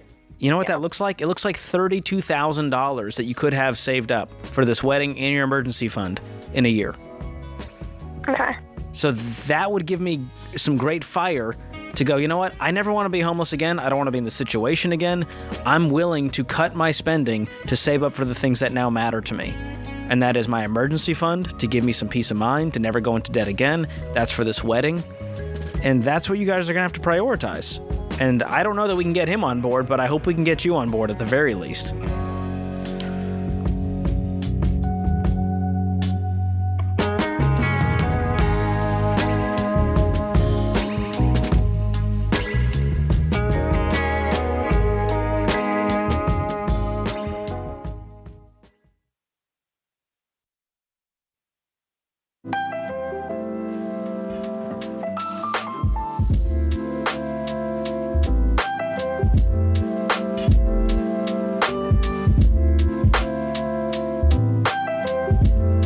Well, after the last few calls, I definitely think we need to head to the Bible.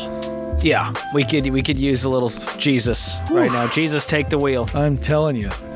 Our scripture of the day, Philippians 1:27. Whatever happens, conduct yourselves in a manner worthy of the gospel of Christ. Then, whether I come and see you or only hear about you in my absence, I will know that you stand firm in the one spirit, striving together as one for the faith of the gospel. Our quote of the day, Kevin Hassett. Do you know who this is? Never heard of him. Me either. Economists have the same occupational hazard as baseball managers and football coaches. Every person on the street knows their job better than they do. Oh, wow. Wow. Yeah, he's an economist. Kevin was angry when he said that. Actually, I'm gonna do something I never do. I'm gonna take issue with the quote of the day. You're gonna take umbrage? I'm gonna take umbrage. This guy's not even here to defend himself. I do believe half the quote is right. I do believe the average American probably knows more about the economy than an economist. That part I agree with. I don't think, as a big-time football fan, I don't think most fans have any idea about what a football coach knows. And this is the problem with fans. That's all I want to say. I think Kevin misses it. That's what's wrong with fans. They sit in the stands and they think they know more. And I understand they get mad at their coach, and I've been mad at my coaches before. But we don't know what we're talking about. I just want to point that out. I appreciate that. For people like you, George, who don't know what sports are, and I just want to make sure you don't judge football coaches. My brain only has capacity for so much. So to memorize like stats and coaches and players and the personal lives and what's going on is insane. You don't have to see that. See, that's not what being a fan is. Oh, I've met fans. I know you have, but you don't actually watch sports. Here's my hack, though. When someone talks about sports, I can fake it, and they think I know everything. I just go, yeah, we got to see how the coaching is this season. That's it. That gets me out of so many conversations. I go, yeah, he's right. He's right. It's all about the coaching. Oh, man. George Kamel, I got to take you to a sporting event. I'd love to go with you. No one ever takes me. They say they will. You know what we'll do? We'll collab on our YouTube channels. It'll be called Ken Takes George to a Sporting Event. I've been to a lot of Nashville events, but not with me. Soccer. I know. Not into that? You need to. Oh, I love soccer, but you need to go with me so that I know you're paying attention and you know what's going on. You'll actually coach me through the experience. 100%. Make sure that you get the full experience. Otherwise, you're just there eating popcorn and checking your Instagram. No, I'm just watching the big screen, seeing the sponsors, watching people stuff their face with food they shouldn't be eating. Oh, it's great. It's the people watching for me is the best part. That's it. Let's go to Josh in Colorado Springs. Josh, how can we help? Hey, so I am on the fence about upgrading my current car to my dream car and giving my wife my current car, and I'm feeling some doubt and guilt about. You have come to the right place. I think I was put on the planet to help people decide these things. This very issue is a favorite issue of mine. As specific as possible. But yeah, that's right. What is this dream What car? is the dream car, and how much will it cost? Well, the dream car currently is a Audi RS6 Avant. Yeah. How much is that going to set you back? So total out of pocket will be around $70,000 because of trade in and whatnot. Okay. And how do you plan to pay for it? So that's where it gets a little tricky as far as. Here we go. All right. Give us the tricks. So my wife would prefer savings to be used. I don't want to touch any of our savings or any other money we have. I would rather take a loan out and pay it off in 16, 18 months. And when I said that to her, she says, well, why don't we just save for it? The problem is I'm onto this car now because my other cars have gone out of production that I've dreamed of getting, and their prices have skyrocketed. One of them was $120,000 new, now is selling for $250,000 new because they don't make it. And so as these cars get harder and harder to get, their price skyrockets. What are you driving now? I drive a 2016 Land Cruiser. And what's it worth? I will get about $45,000, $50,000 for it. But you're saying you're going to give that to your wife? Yes. Okay, so you wouldn't trade it in? Correct. Which means you're going to pay the full cost. Her car, sorry, yeah. So her car would get me 36, I think, is what we got on Kelly. What is she driving? She's driving a, what's it called? A Highlander. Do you owe anything on that? We don't owe anything on any of the cars. Our only debts are our mortgage and then student loans, but we are on the public service loan forgiveness track. How familiar are you with our show? Pretty familiar. I mean, I listen to you guys pretty often. And you called us with student loan debt, and I know, and want to know our opinion on you financing a dream car. So I'm just curious if you missed those episodes. Because I'm on the loan forgiveness route. That's the only reason I. How many years in are you on it? 8. We have less than 2 years left before forgiveness. And what's the balance of the loans? Total, right around $250,000. But wow. We're paying about $3,000 a month. You really think that they're going to forgive those loans? All my colleagues have gotten theirs forgiven. Is this the PSLF or a correct. different one? PSLF. Okay. Is that a good chance of happening, George? I'm a little skeptical. I mean, if you follow it by the book and don't screw anything up, and you did not. Josh is counting on it. Josh is going to the bank wish you the on best. it. I mean, people have been successful with it, and I'm happy for them. I would have a backup plan too. I don't know that now is the time to be purchasing the dream car with this debt hanging around your head still. How much money do you guys have in savings right now beyond your emergency fund? Beyond the emergency fund and obviously all the retirements being maxed out yearly on both ends, right around $175,000. Okay. And why such a high savings account? Honestly, we do a house renovation, we refill that account, and then we just kind of, do we put it in the market? Oh, market's going to crash. Oh, I don't know, just hesitation, I guess, to move it. How often do you go with your wife's point of view? Out of 10. How many times out of 10? Well, 10. Yeah. Great. Because I think you ought to do it again. You've got the cash. If you really want this car, if it's really that big of a dream, you've got the cash for it. And I would rather you feel the pain of liquidating that savings account, because that's what's really happening with this car. Spreading it out over 16 months will make you emotionally feel better, but it's going to put you guys in a bind. You're paying interest. There's a chance you're underwater on it in case you need to get rid of it. And doing it with a loan is only going to add resentment on your wife's side, and you're going to feel guilty every time you get in that driver's seat. I mean, don't you want to take her out on a date in that thing and not get the stink eye, or at least the side eye? Well, this would be the first purchase I would make.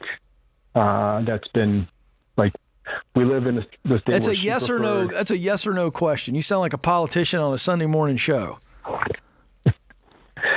Yeah, that would be great. I know, bro. I'm trying to help you here, man. By the way, your wife's right. George and I are with your wife. What is your household income? Gross, typically right around 900. This year, probably closer to 750, just because I'm. Oh, good Lord! This is ridiculous. Why are we even having this conversation when you make that kind of money? You just made everybody that's listening and watching this show in the lobby mad. That's stupid. What little empathy they had is now gone. Nobody's got any empathy for you. You make crazy money. Pay cash for that. And I got to tell you, for somebody who took out loans and paid mine off, I don't have such a great feeling about the way you're treating your loans with the kind of income you got. I'm just going to tell you that. Student loans? Yes. Pay your freaking loans off. You make $900,000.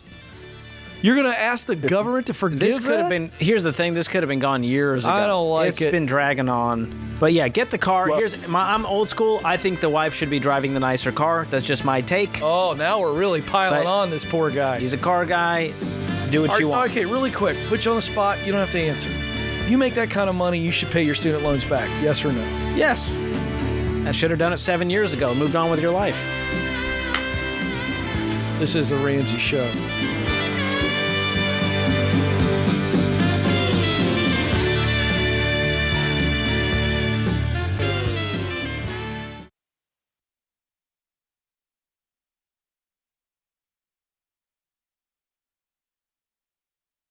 Hey, you guys, I was shocked to learn that 88% of you out there are sharing The Ramsey Show. I mean, that is so incredible. Thank you so much. And I want to tell you that we're making it even easier to share. So this June, we have pulled together the brand new Ramsey 101 YouTube playlist, a quick start collection of how to get started walking the Ramsey plan. Now, this playlist is perfect for that one person in your life who needs help winning with money and just doesn't know where to start. So here's what's inside: what the baby steps are and why they actually work, how the debt snowball helps you pay off debt fast, and how to build wealth and invest for the future, and so much more.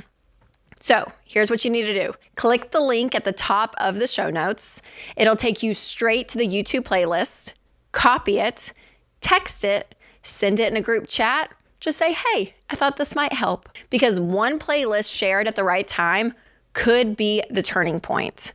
One share, one playlist, one step could change everything for that one person in your life. So click the link, share The Ramsey Show, and let's help someone out there start winning with money.